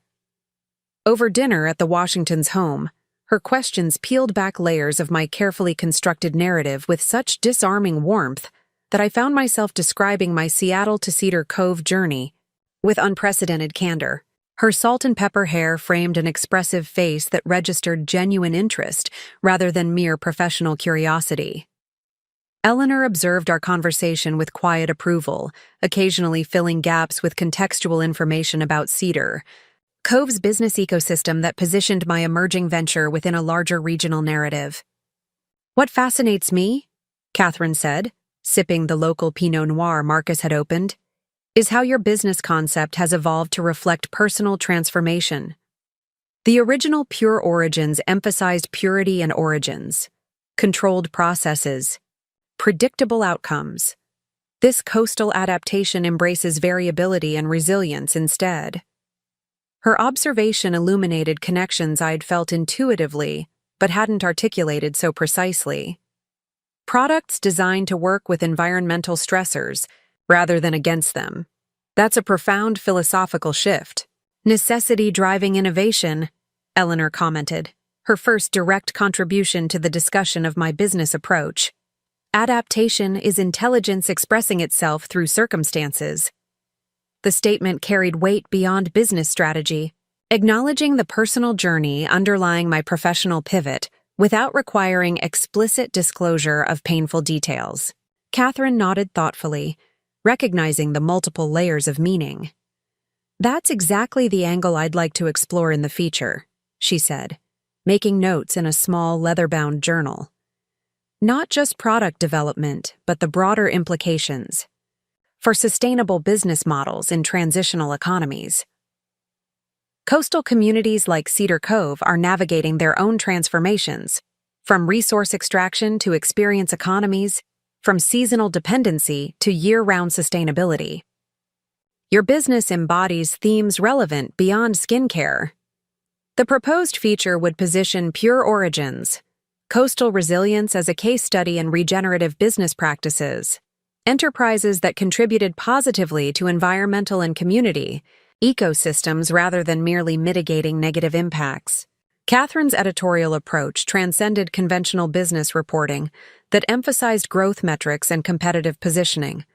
Instead, she explored how ventures could succeed financially while advancing ecological and social resilience.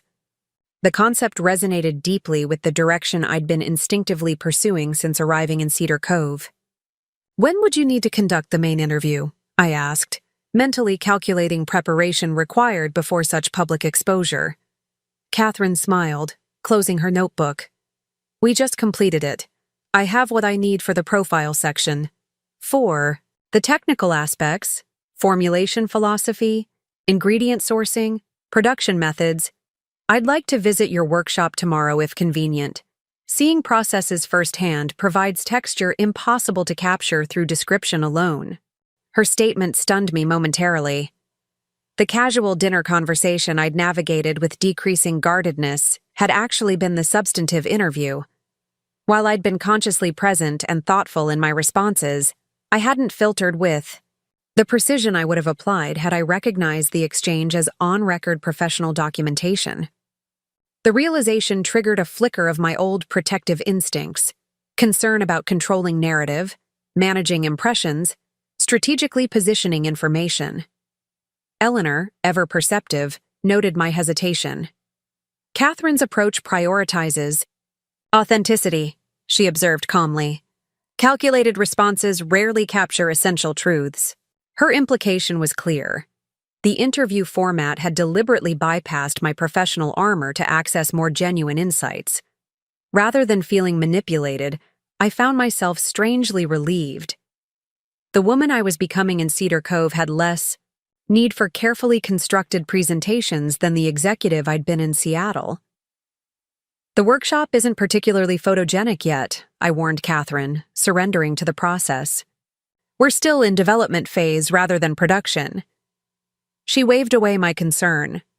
"Early stages often reveal more about vision and values than polished operations. Readers connect with authentic creation stories, the messy, real processes behind finished products." Her perspective aligned with what I'd been learning from Cedar Cove's artisan community. Transparency about process created deeper connection than perfected presentation. The workshop tour the following morning forced me to view my emerging operation through external eyes. The converted boathouse contained evidence of recent evolution. Iris's donated equipment now supplemented with vintage glassware found at estate sales, raw ingredient samples organized on reclaimed shelves, formulation notebooks open beside a microscope purchased secondhand from a retiring biology teacher.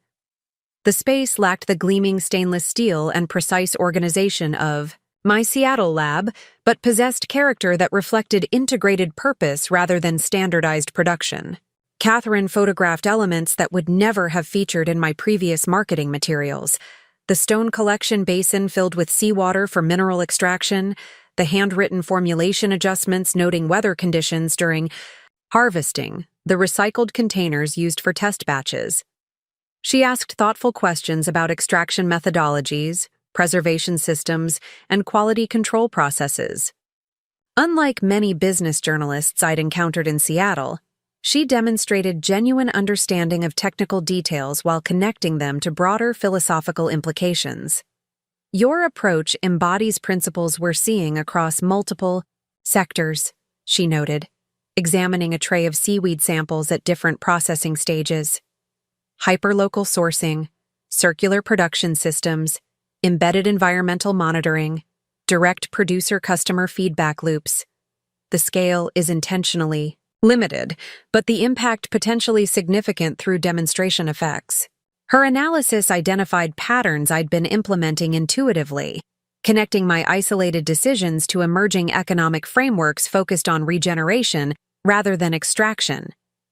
The feature article would be published in Northwest Entrepreneur, Quarterly's fall issue, providing approximately 2 months to advance from development to initial production.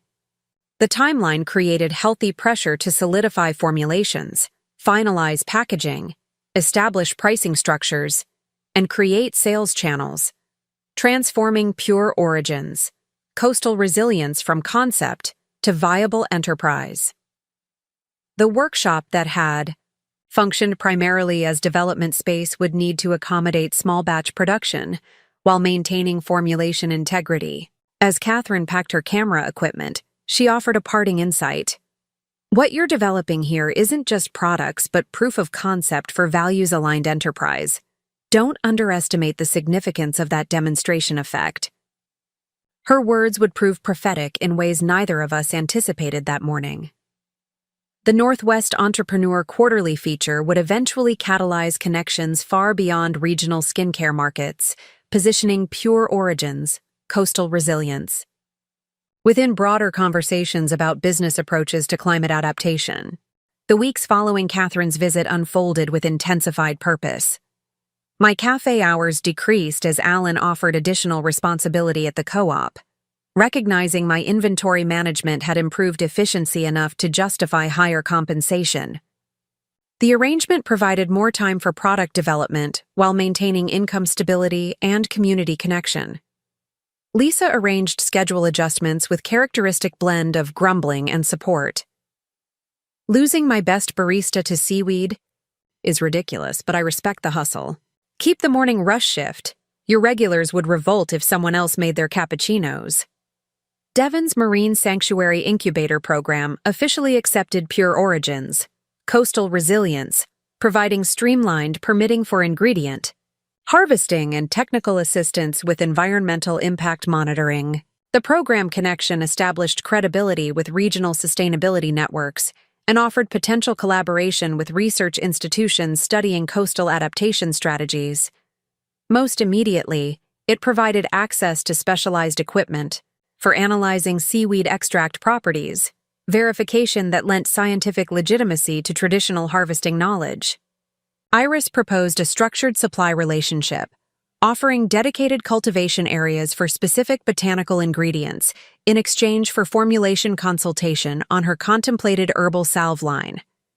The arrangement epitomized Cedar Cove's collaborative, economic approach, mutually beneficial specialization rather than competitive duplication. Our complementary expertise created partnership opportunities neither could pursue independently, her cultivation knowledge enhancing my formulation capabilities, my product development experience advancing her therapeutic applications. Consequentially, Marcus introduced me to Raymond Chen, no relation to Iris, a retired packaging engineer whose second career created custom containers from reclaimed materials.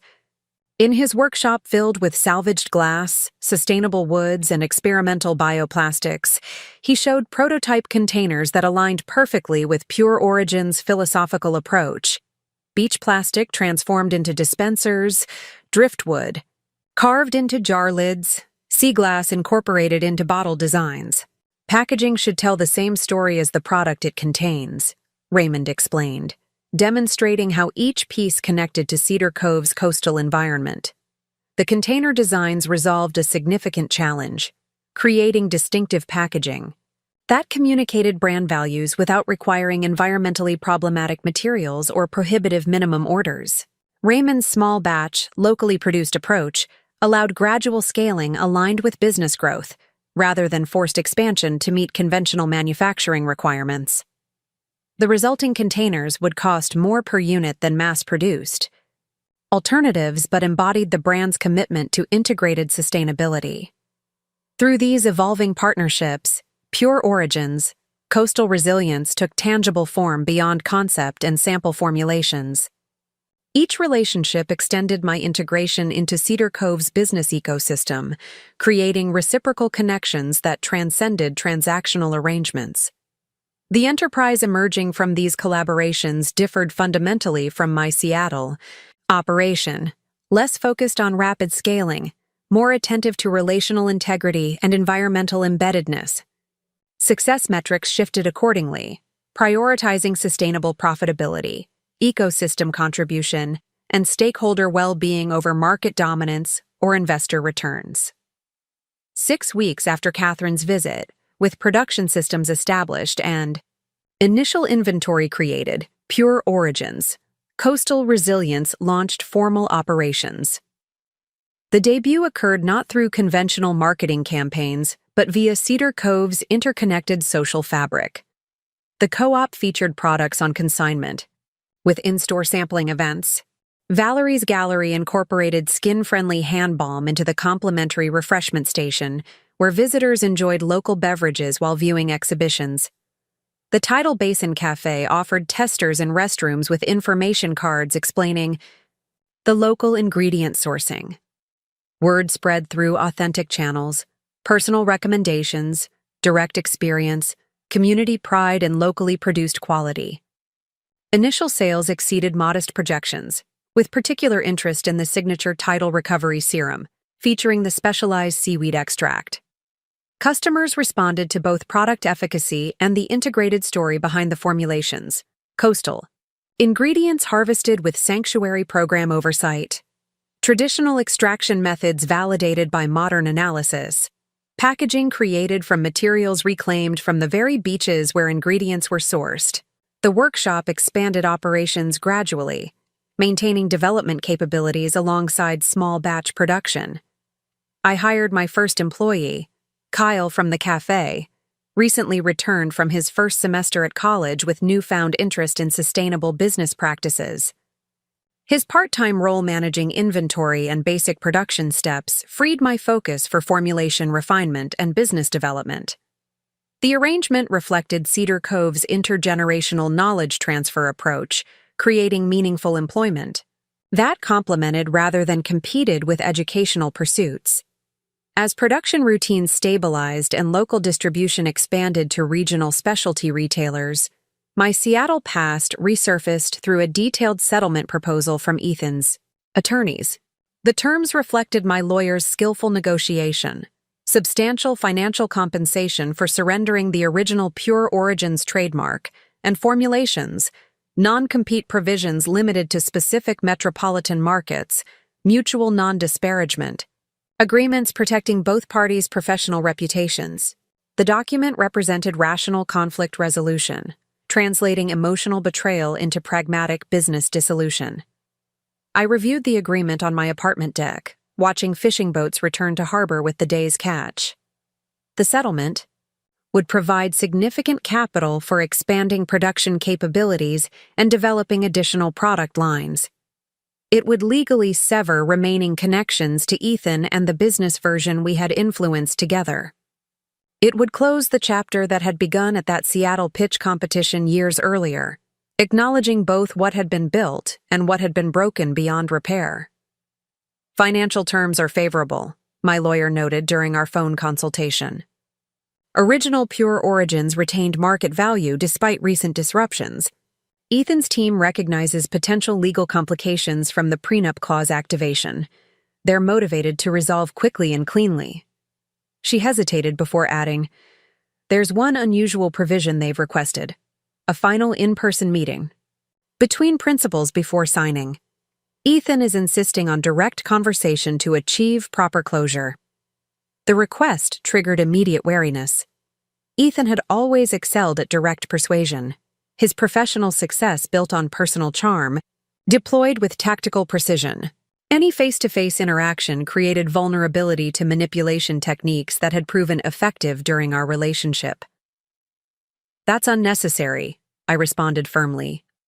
"The legal framework provides adequate resolution without personal engagement."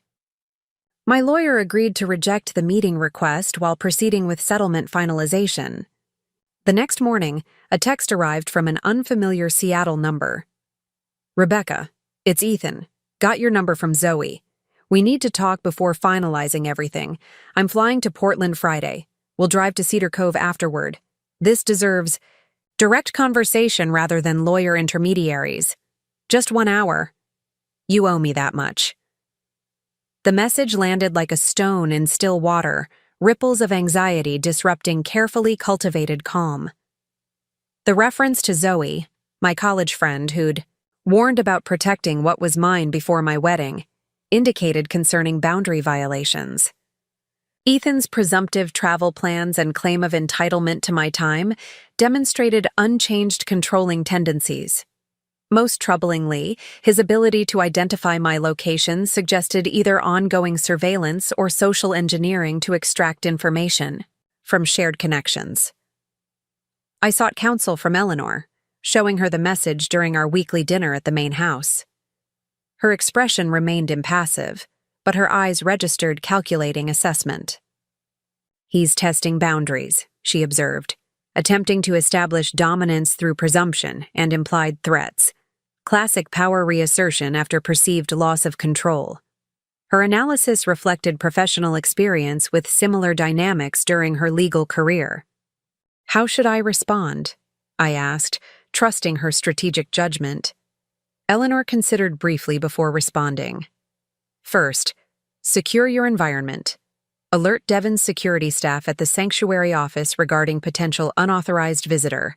Inform Lisa and Alan about possible workplace appearance. The community should be aware without creating unnecessary drama." Her practical approach framed the situation as manageable security matter rather than emotional crisis. "Regarding direct communication," she continued, "acknowledge receipt of message but reject meeting proposal explicitly. Establish clear boundary, all communication through legal representatives only." His characterization of lawyers as intermediaries deliberately undermines professional buffer designed specifically for situations involving power imbalance. The advice reflected Eleanor's understanding of how legal structures protected vulnerable parties from manipulation through enforced procedural distance. I texted a response following her guidance. "Ethan, settlement discussions will continue through our attorneys exclusively. Do not attempt personal contact. Our legal teams have established appropriate communication channels for finalizing terms." The message established clear boundaries without engaging his specific claims or responding to emotional manipulation. I forwarded the exchange to my lawyer, who immediately sent formal communication to Ethan's legal team, reinforcing the no-contact directive and noting potential implications for settlement negotiations. The sanctuary office added temporary security protocols, with Devon assigning staff to monitor visitor access points during the threatened visit timeframe. Lisa implemented buddy systems for closing shifts at the cafe. Alan arranged inventory schedules to ensure I wouldn't work alone at the co-op. The community response demonstrated protective integration without dramatic escalation, practical support that acknowledged potential risk while maintaining proportional response. Cedar Cove's social fabric functioned as security infrastructure, creating awareness without generating paralyzing fear. Friday arrived with no sign of Ethan. Saturday passed similarly uneventful. By Sunday evening, collective vigilance had begun relaxing when Lisa called from the cafe. "He's here. Just came in asking about you. Wearing expensive hiking clothes like he's cosplaying outdoorsman. I said you don't work weekends anymore. He's lingering over espresso, checking his phone repeatedly. Thought you should know." My pulse quickened, despite mental preparation. Eleanor's voice echoed in memory. "Anticipate, then neutralize. Don't react, respond." I called Devon, who immediately dispatched sanctuary staff to maintain unobtrusive presence near the cafe. Marcus offered to drive into town, providing trusted support without escalating confrontation. I declined his specific assistance, but accepted his suggestion to activate community resources rather than isolate in fear. "Text Valerie," he advised. "Sunday evening photography walk meets at the gallery in 20 minutes. Public group activity provides safety through witnesses while demonstrating community integration." The photography walk represented perfect strategic response, scheduled public activity occurring in monitored space, populated by locals familiar with my situation, moving through well-trafficked areas with multiple exit options. Participation would signal neither hiding in fear nor reckless confrontation. I texted Valerie, who immediately confirmed my welcome addition to the regular event. Within 30 minutes, I joined 8 photography enthusiasts gathering outside the gallery, cameras slung around necks and conversation flowing naturally about evening light conditions. We proceeded along the harbor walkway, stopping periodically for Valerie's technical suggestions about capturing reflections on water or framing architectural elements against sunset sky. The activity provided genuine distraction through creative engagement while maintaining situational awareness. Halfway through the planned route, movement at cafe's outdoor seating area caught my attention. Ethan rising from table as our group approached, his practiced smile forming as recognition. Registered. "Rebecca!" His voice carried artificial warmth across the diminishing distance between us. "What a coincidence. I've been trying to reach you." The performance played to potential witnesses, reasonable ex-husband seeking civilized conversation rather than boundary-violating pursuer ignoring explicit rejection of contact. His appearance had been calculated for the environment.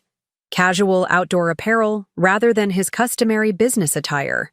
Relaxed demeanor suggesting spontaneous encounter rather than deliberate tracking. Valerie stepped subtly closer to my side, her photographer's body positioning creating slight barrier without obvious intervention. Other walk participants maintained natural movement patterns while glancing between us with informed curiosity. Ethan registered the group dynamic, reassessing his approach with visible recalculation. "Could we speak privately for a few minutes?" he asked, modulating his voice to project reasonable request rather than demand, "just to finalize a few settlement details personally." "Our attorneys are handling all settlement communications," I replied, voice steady despite accelerated heartbeat. "As I stated clearly in my message, any contact should occur through proper channels." The response maintained boundary without escalation, neither fleeing nor engaging beyond necessary minimum. Ethan's expression tightened slightly, the practiced smile becoming fixed rather than fluid.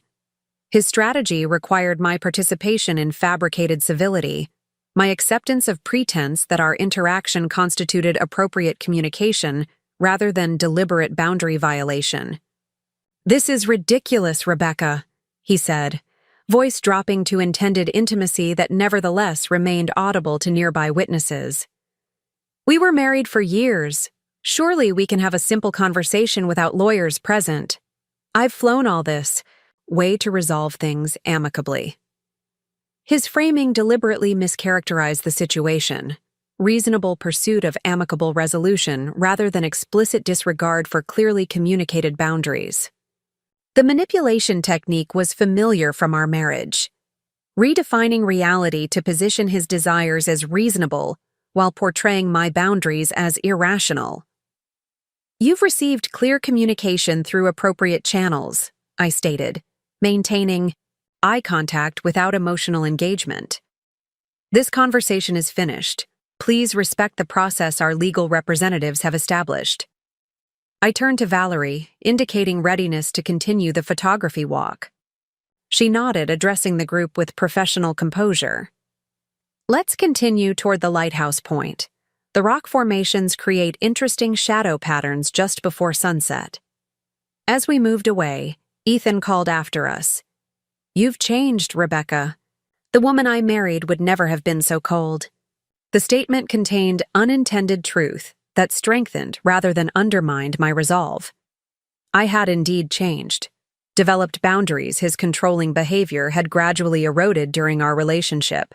Reclaimed agency his manipulation had systematically undermined established identity independent of his approval or validation.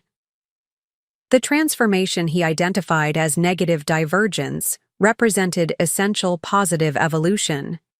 The photography walk continued without further incident, conversation gradually returning to technical aspects of sunset capture. Several participants positioned themselves unobtrusively between me and the cafe's direction without explicit coordination. Intuitive formation providing protection through collective presence. When the group dispersed near the gallery, Valerie and two others accompanied me to my car, maintaining casual conversation about upcoming exhibits while ensuring safe departure. "You handled that perfectly," Valerie commented as I prepared to drive home. Calm, clear, brief. Exactly the right approach with boundary violators. Her matter-of-fact assessment normalized the experience, treating Ethan's appearance as manageable security situation rather than relationship drama. "Text when you're safely home. I'll alert Devin that our visitor has been sighted in town." The exchange reflected Cedar Cove's integrated support system, practical assistance without excessive emotional processing. Driving the coastal road toward the Washington's property, I experienced surprising emotional clarity rather than anticipated distress. The brief encounter had confirmed complete dissonance between Ethan's reality construction and my lived experience. His continued expectation of compliance with his preferences despite explicit boundary setting. His assumption that physical presence would override clearly communicated limits. His belief that emotional manipulation would supersede logical consequences. The interaction revealed not just unchanged controlling behavior, but fundamental failure to recognize my transformation. Eleanor waited on her porch despite the evening chill, Marcus visible through windows preparing tea inside. I provided brief, factual account of the encounter, describing Ethan's approach and my response without embellishment or interpretation. Eleanor listened attentively, asking clarifying questions about specific language and behavioral cues. Her analytical approach helped maintain objective perspective rather than emotional reaction, framing the incident as information rather than trauma. "You successfully disrupted his script," she observed when I finished reporting. "His strategy required your participation in pretense of reasonable interaction. By maintaining boundary without escalation, you denied necessary engagement for manipulation effectiveness." Her assessment validated my instinctive response while identifying strategic implications. He'll likely attempt revised approach rather than immediately abandoning objective. Continued community awareness remains advisable. Eleanor's prediction proved accurate the following morning when Alan called from the co-op. "Your ex is here shopping, examining Pure Origin's display with exaggerated interest, clearly waiting for you to arrive for shift." The report indicated Ethan's tactical adjustment, positioning himself as customer in spaces where I worked, creating situations where professional responsibilities might override personal boundaries. The approach exploited dual roles I occupied in Cedar Cove's business community, potentially forcing engagement through workplace obligations. "I'll cover your shift," Alan continued, anticipating my concern. "Stock verification can wait until tomorrow. Stay away from town today." His practical solution reflected Cedar Cove's adaptive support without dramatic disruption. Minor schedule adjustments maintaining business operations while creating protective distance. Similar messages arrived from Lisa regarding cafe shifts and Devin about scheduled sanctuary office meetings, each proposing reasonable accommodations without excessive reaction. The community response demonstrated remarkable balance, taking the situation seriously without escalating beyond appropriate proportion. By mid-afternoon, reports indicated Ethan had visited multiple Cedar Cove establishments featuring Pure Origin's products: the gallery, the cafe, the co-op, 2 boutiques carrying the line. At each location, he engaged proprietors in conversation about the brand, sometimes identifying himself as my husband, other times presenting as interested industry professional. The pattern suggested methodical information gathering rather than emotional pursuit, professional assessment rather than personal reconciliation attempt. The behavior shift triggered reassessment of his objectives. Initial assumption that Ethan sought psychological dominance through forced personal interaction appeared incomplete given his systematic business intelligence collection. His comprehensive survey of distribution partners, product placement, pricing structures, and local reception suggested commercial analysis rather than relationship closure. The realization prompted call to my lawyer, sharing newly observed pattern and requesting settlement examination for potential vulnerabilities. The non-compete territorial restrictions, she identified immediately. Current language specifies metropolitan markets where original Pure Origins operated. If Cedar Cove formulations prove commercially viable, he could potentially develop competing products for this market segment, while you remain restricted from re-entering Seattle territory with new formulations. The oversight had seemed inconsequential during initial settlement drafting, when Cedar Cove represented temporary refuge rather than permanent business location. With Pure Origins, coastal resilience demonstrating commercial viability, The limitation created significant vulnerability. He's assessing whether your new direction threatens potential expansion of his version of pure origins, my lawyer continued, analytical skills translating observed behavior into strategic interpretation. The settlement needs revision to provide mutual market protection. I'll draft expanded territorial exclusivity language preventing either party from entering the other's current or reasonably anticipated market regions with competing skincare products. The solution addressed underlying commercial threat rather than merely responding to immediate boundary violation. That evening, my lawyer confirmed Ethan had departed Cedar Cove, returning to Portland for scheduled flight to Seattle. His reconnaissance, completed without achieving forced direct interaction, he had apparently determined further pursuit unproductive given community awareness and coordinated protective response. The physical threat receded, but the experience illuminated evolving challenges requiring appropriate adaptation, exactly the resilience principle at the core of my reformulated business approach. The settlement revision process extended negotiations. Another month, the delay ultimately beneficial as expanded territorial protections strengthened long-term security for both business versions. The final agreement included substantial financial compensation, mutual market exclusivity, with clear geographical boundaries, and professional no-contact provisions with explicit enforcement mechanisms.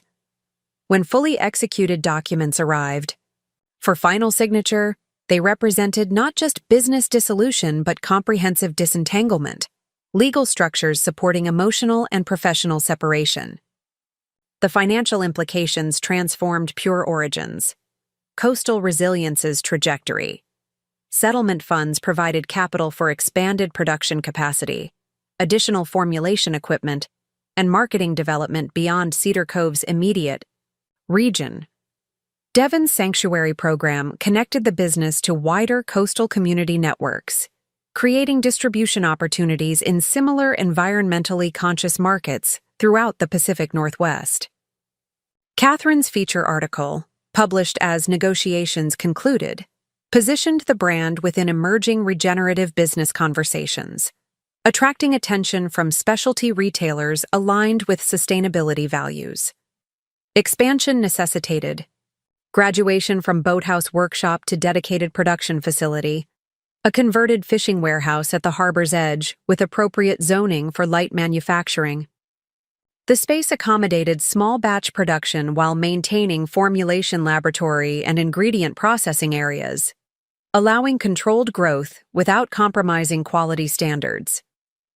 Kyle transitioned from part-time assistant to full-time production manager, his business program studies complementing practical experience in sustainable manufacturing processes. 2 additional employees joined the operation, a local herbalist managing ingredient sourcing, and a recent college graduate coordinating distribution logistics.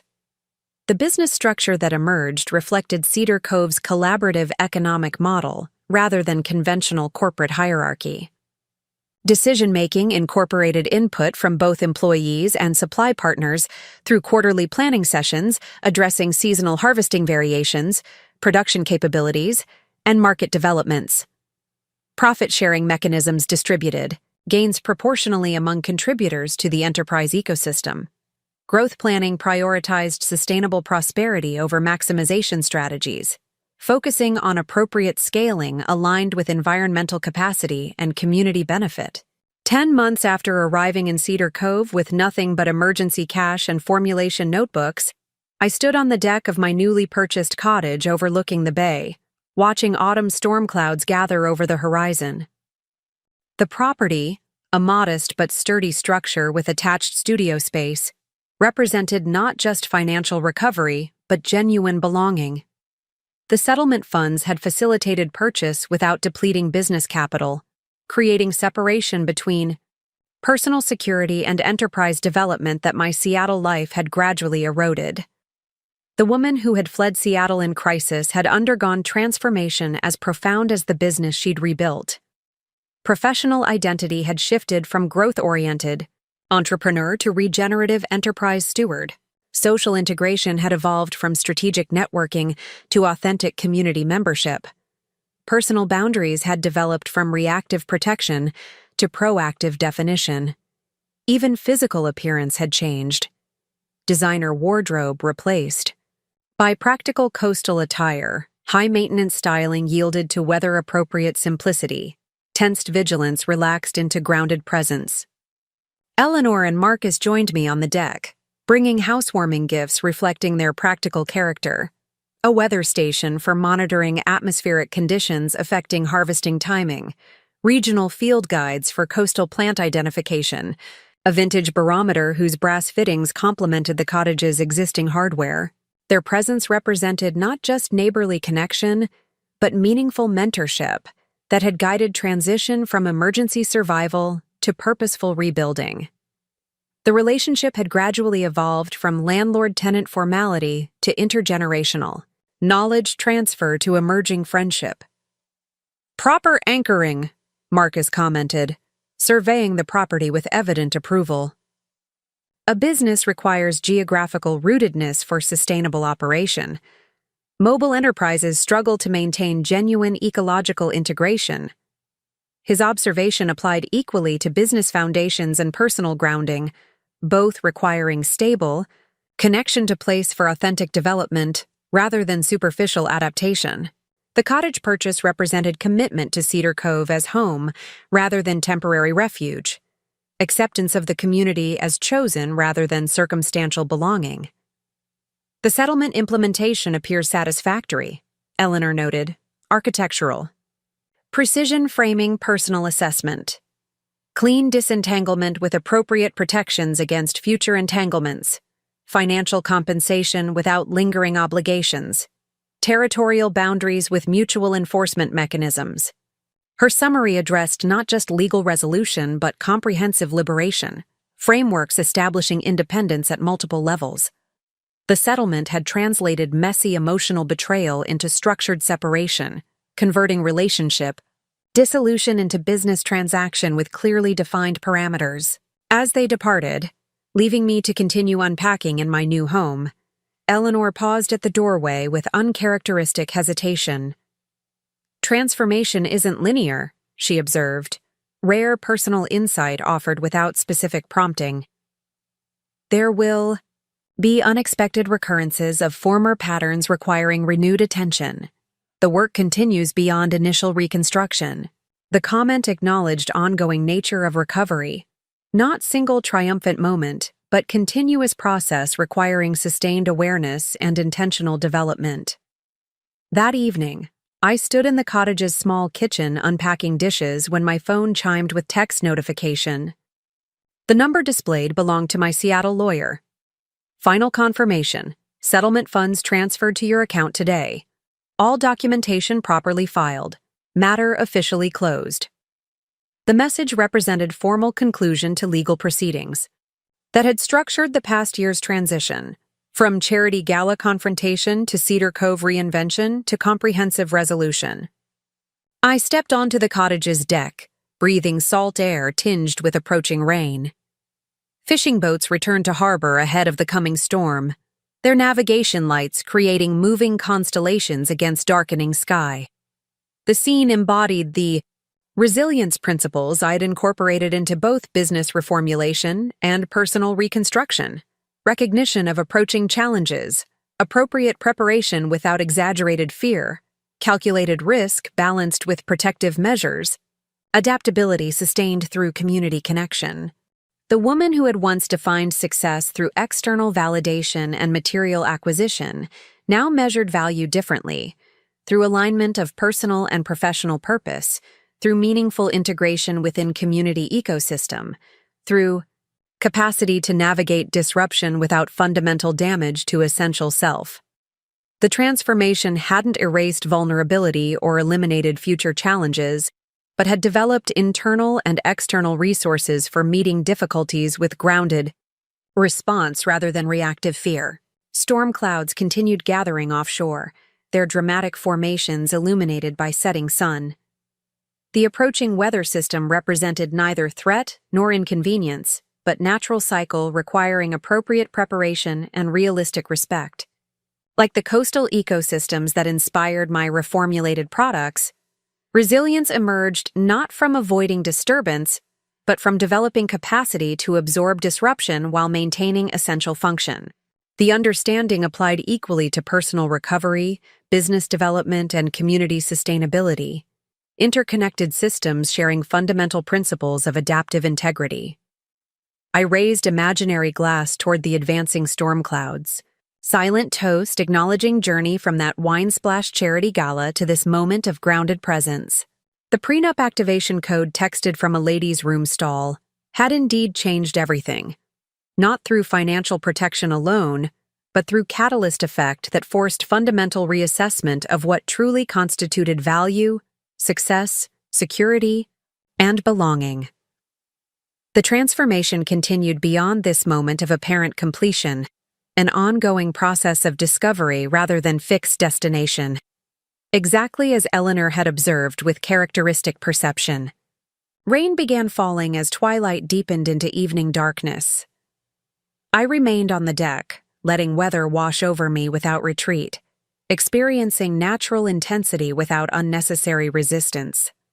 The storm's approach mirrored life's inevitable challenges, sometimes visible on distant horizon allowing preparation, sometimes arriving without warning requiring immediate adaptation. Either circumstance could be navigated with the resilience I'd cultivated through this year of reconstruction, capacity to bend without breaking, to absorb disruption without losing essential integrity, to emerge from difficulty with deeper awareness rather than diminished capability. The Prenup activation code had indeed changed everything, but not in ways Ethan could possibly have anticipated when dismissing the clause as boilerplate, requiring only casual acknowledgement. The protection mechanism designed for worst-case scenario had ultimately facilitated best possible outcome, not just preserving assets, but catalyzing reconstruction of identity, purpose, and belonging.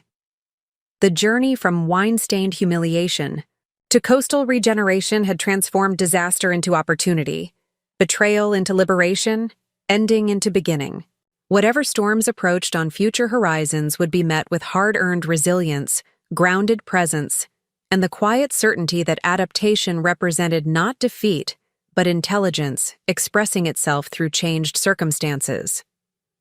2 years. To the day since the wine-throwing incident at the Barrett Foundation Gala, I stood behind a sleek counter in my flagship store in downtown Cedar Cove, wrapping a gift set of coastal resilience products for a customer who had driven 3 hours from Portland specifically to visit. The woman, a corporate attorney with immaculately manicured hands, examined the Tidal Recovery Serum with professional scrutiny. "I read about your company in that business quarterly," she said, watching me arrange products in recycled paper. The resilience concept resonated with me. 20 years in corporate law teaches you about weathering storms. Her knowing smile suggested familiarity with professional turbulence. I nodded, recognizing the unspoken understanding between women who had navigated challenging environments. "The storm metaphor isn't just marketing," I replied, securing the package with twine made from invasive beach grass harvested through the sanctuary program. Every ingredient is selected for properties developed through environmental adaptation. Plants that thrive despite harsh conditions produce compounds with exceptional protective qualities. The explanation represented both product truth and personal philosophy, value emerging from successfully navigated difficulty rather than avoided challenge. As she departed with her purchases, Catherine Monroe entered, no longer just the journalist who had featured Pure Origins in Northwest, Entrepreneur Quarterly, but now a friend who regularly visited Cedar Cove. Her article had generated attention far beyond regional business circles, positioning the brand within emerging conversations about regenerative enterprise models. The resulting expansion had transformed Pure Origins, coastal resilience from niche local operation to recognized leader in sustainable skincare innovation. "Ready for tomorrow?" Catherine asked, referring to the event that had occupied much of my planning attention for months. Pure Origins would host the first Coastal Resilience Symposium, gathering scientists, business leaders, and environmental advocates to discuss economic models that supported rather than extracted from natural systems. The concept had evolved from casual conversations with Devin and Iris into structured knowledge exchange featuring participants from throughout the Pacific Northwest. As ready as possible, I admitted, locking the shop's register as closing time approached. Marcus is reviewing my opening remarks tonight. Eleanor has triple-checked the legal language in the collaborative research agreements. The workshop space is prepared for demonstrations. The event represented significant evolution in my professional identity, from product creator to thought leader in business approaches to environmental adaptation, from individual entrepreneur to community catalyst. Catherine nodded approvingly. This symposium perfectly demonstrates what made your story compelling beyond skincare. It's about transforming disruption into regenerative opportunity. Her journalistic instinct had identified the universal elements in my particular journey, connecting personal resilience to broader economic and ecological adaptation principles. The symposium would explore these connections explicitly through presentations, panels, and collaborative workshops hosted in Pure Origin's expanded facilities. After Catherine departed, I completed closing procedures with May, the shop manager who had joined the team 6 months earlier. The business now employed 8 people: production staff, research specialists, retail associates, all Cedar Cove residents receiving living wages with profit-sharing arrangements. The organizational structure reflected values developed during rebuilding rather than conventional corporate hierarchies, collaborative decision-making, transparent operations, integrated environmental monitoring, community reciprocity. Walking toward home along the harbor pathway, I passed landmarks that charted my Cedar Cove journey.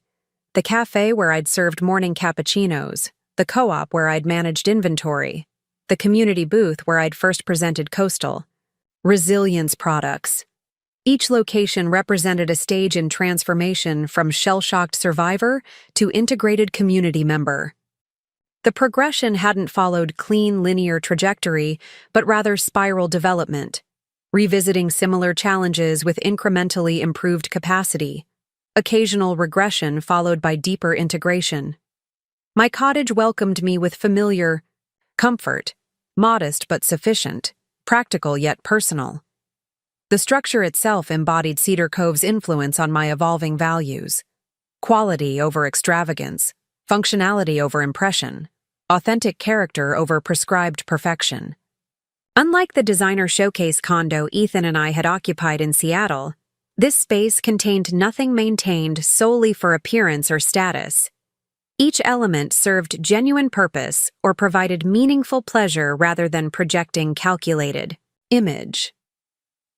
Eleanor and Marcus arrived for our scheduled dinner carrying contribution typical of their practical generosity: fresh herbs from their garden, local wine from a vineyard they'd supported since its establishment, Marcus's exceptional sourdough bread.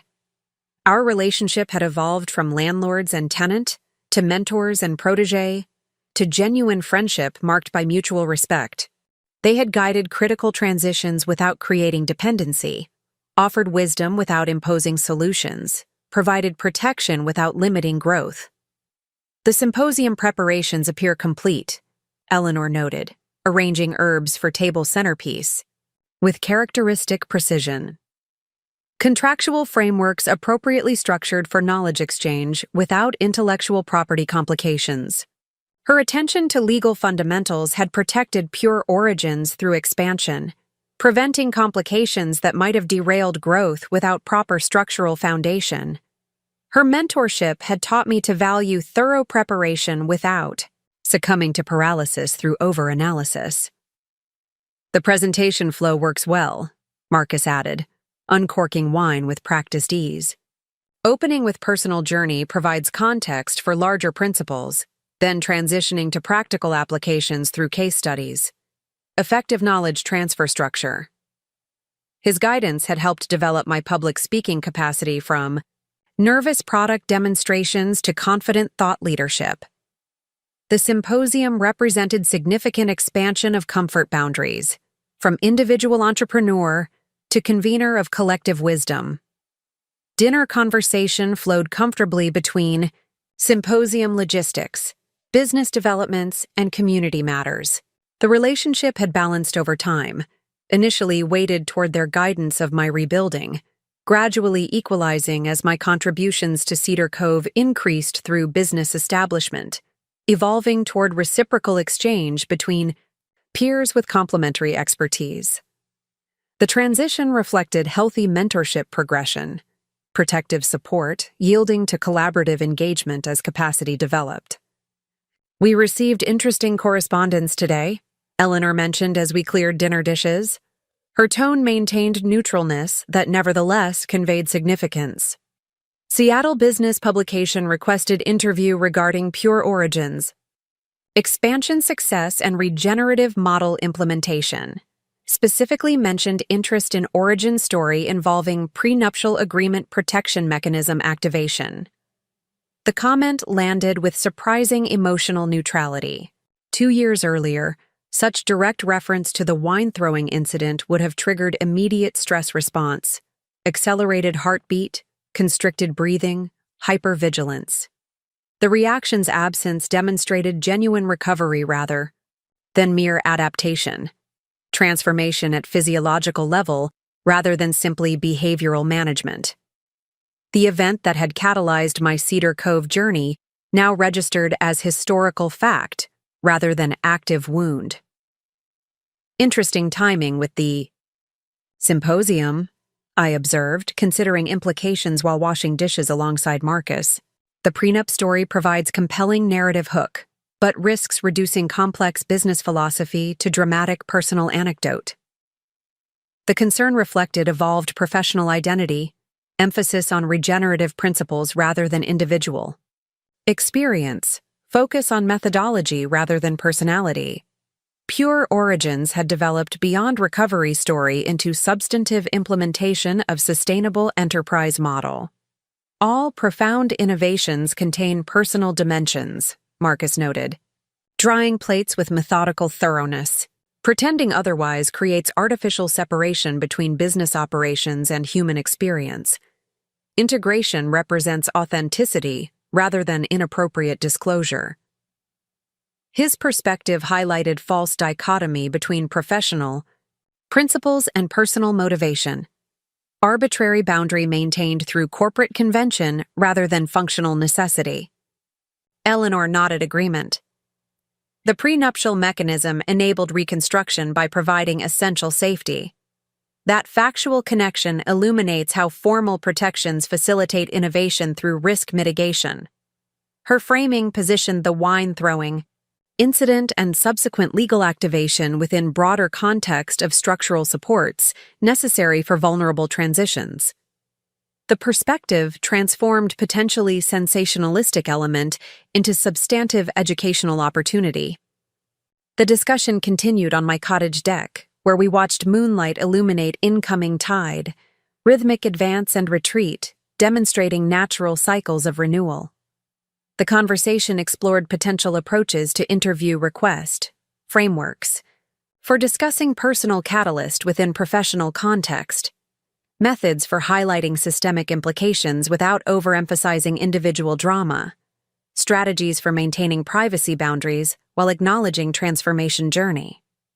The decision remains entirely yours, Eleanor emphasized as they prepared to depart. Disclosure boundaries are personal sovereignty, expressions requiring neither justification nor explanation. Her statement reaffirmed fundamental principles she had demonstrated repeatedly throughout our relationship: genuine support without imposed expectation, guidance without control, influence without manipulation. The autonomy she consistently protected had enabled reconstruction of identity and purpose based on internal navigation rather than external definition.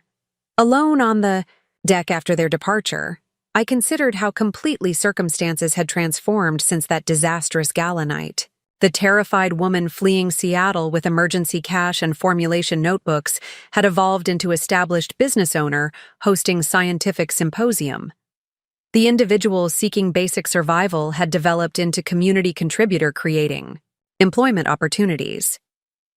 The betrayed spouse had reconstructed identity independent of relationship status or external validation. Most significantly, the perspective through which I processed experience had fundamentally shifted, from control orientation toward adaptation capacity, from resistance against disruption toward integration of challenge, from fixed identity protection toward continuous regenerative development. The transformation hadn't eliminated vulnerability or prevented difficulties, but had cultivated response capacity that converted obstacles into growth catalysts rather than devastating setbacks. The following morning, preparing for symposium opening, I crafted response to the interview request, agreeing to discussion that would include prenuptial activation story within broader context of business regeneration principles. The decision represented neither reckless disclosure nor fearful avoidance, but calibrated transparency serving educational purpose. The wine-throwing incident had catalyzed personally significant transformation, with potentially valuable applications beyond individual experience. Standing before symposium participants hours later, scientists, entrepreneurs, environment advocates, community leaders, I began presentation with direct acknowledgement. Pure origins, coastal resilience developed from personal disruption, transformed. Through ecological principles. When my husband threw wine in my face for refusing to surrender my company, a prenuptial agreement protection mechanism activated, providing essential security that enabled complete reconstruction. The statement established factual foundation without emotional dramatization. That experience demonstrated how formal safeguards can create protected space for vulnerable transitions, a principle equally applicable to business structures, community systems, and ecological restoration projects. The framework positioned personal experience as case study illustrating broader application potential rather than mere biographical detail or cautionary tale. The Prenup activation code I texted that night changed everything. Not merely through asset protection, but by catalyzing fundamental reassessment of success metrics, relationship structures, and environmental integration. The resulting enterprise, developed not despite disruption, but through transformation of challenge into regenerative opportunity. The conclusion connected individual experience to collective principles being explored throughout the symposium, vulnerability conversion, into adaptation capacity, disruption transformation into renewal catalyst, protection mechanisms enabling innovation potential. As discussion unfolded among participants, exploring applications from coastal ecosystem management to community economic development, I experienced profound integration of personal journey with professional purpose. The prenup activation that had initially represented desperate emergency measure had ultimately facilitated comprehensive reconstruction, psychological independence, professional innovation, community integration, environmental stewardship. The protection mechanism had enabled not just recovery, but renaissance, not just survival, but substantive contribution. Cedar Cove stretched below the conference center windows, harbor reflecting morning light, businesses beginning daily operations, sanctuary areas preserved for future generations. The community that had initially provided emergency refuge had ultimately become chosen home, the place where authentic identity and purpose had developed through meaningful integration rather than strategic positioning. The transformation represented not restoration of what existed before betrayal, but creation of something fundamentally stronger, more genuine, more sustainable. The Prenup activation code had indeed changed everything, not through simple financial protection alone, but through catalyst effect triggering comprehensive reassessment of what constituted genuine value, meaningful success, authentic relationship. The knowledge gained through reconstruction now served wider purpose, methodologies shared with symposium participants, employment created for community members, regenerative principles embodied through business operations. The private protection, mechanism had ultimately facilitated public contribution beyond anything imaginable during that devastating gala night. 2 years after the wine had stained my white silk blouse, I stood before colleagues and community members not as victim of betrayal but as developer of regenerative enterprise model, not as woman who had lost everything but as innovator who had discovered more authentic purpose. The transformation journey continued beyond this moment of apparent arrival, spiraling development rather than linear progression, continuous adaptation rather than fixed destination. The Prenup activation code had indeed changed everything, creating protected space where genuine resilience could develop, capacity not just to recover from storms, but to transform their energy into unexpected renewal, previously unimagined. Growth, profoundly integrated purpose. Up next, you've got 2 more standout stories right on your screen. If this one hit the mark, you won't want to pass these up. Just click and check them out.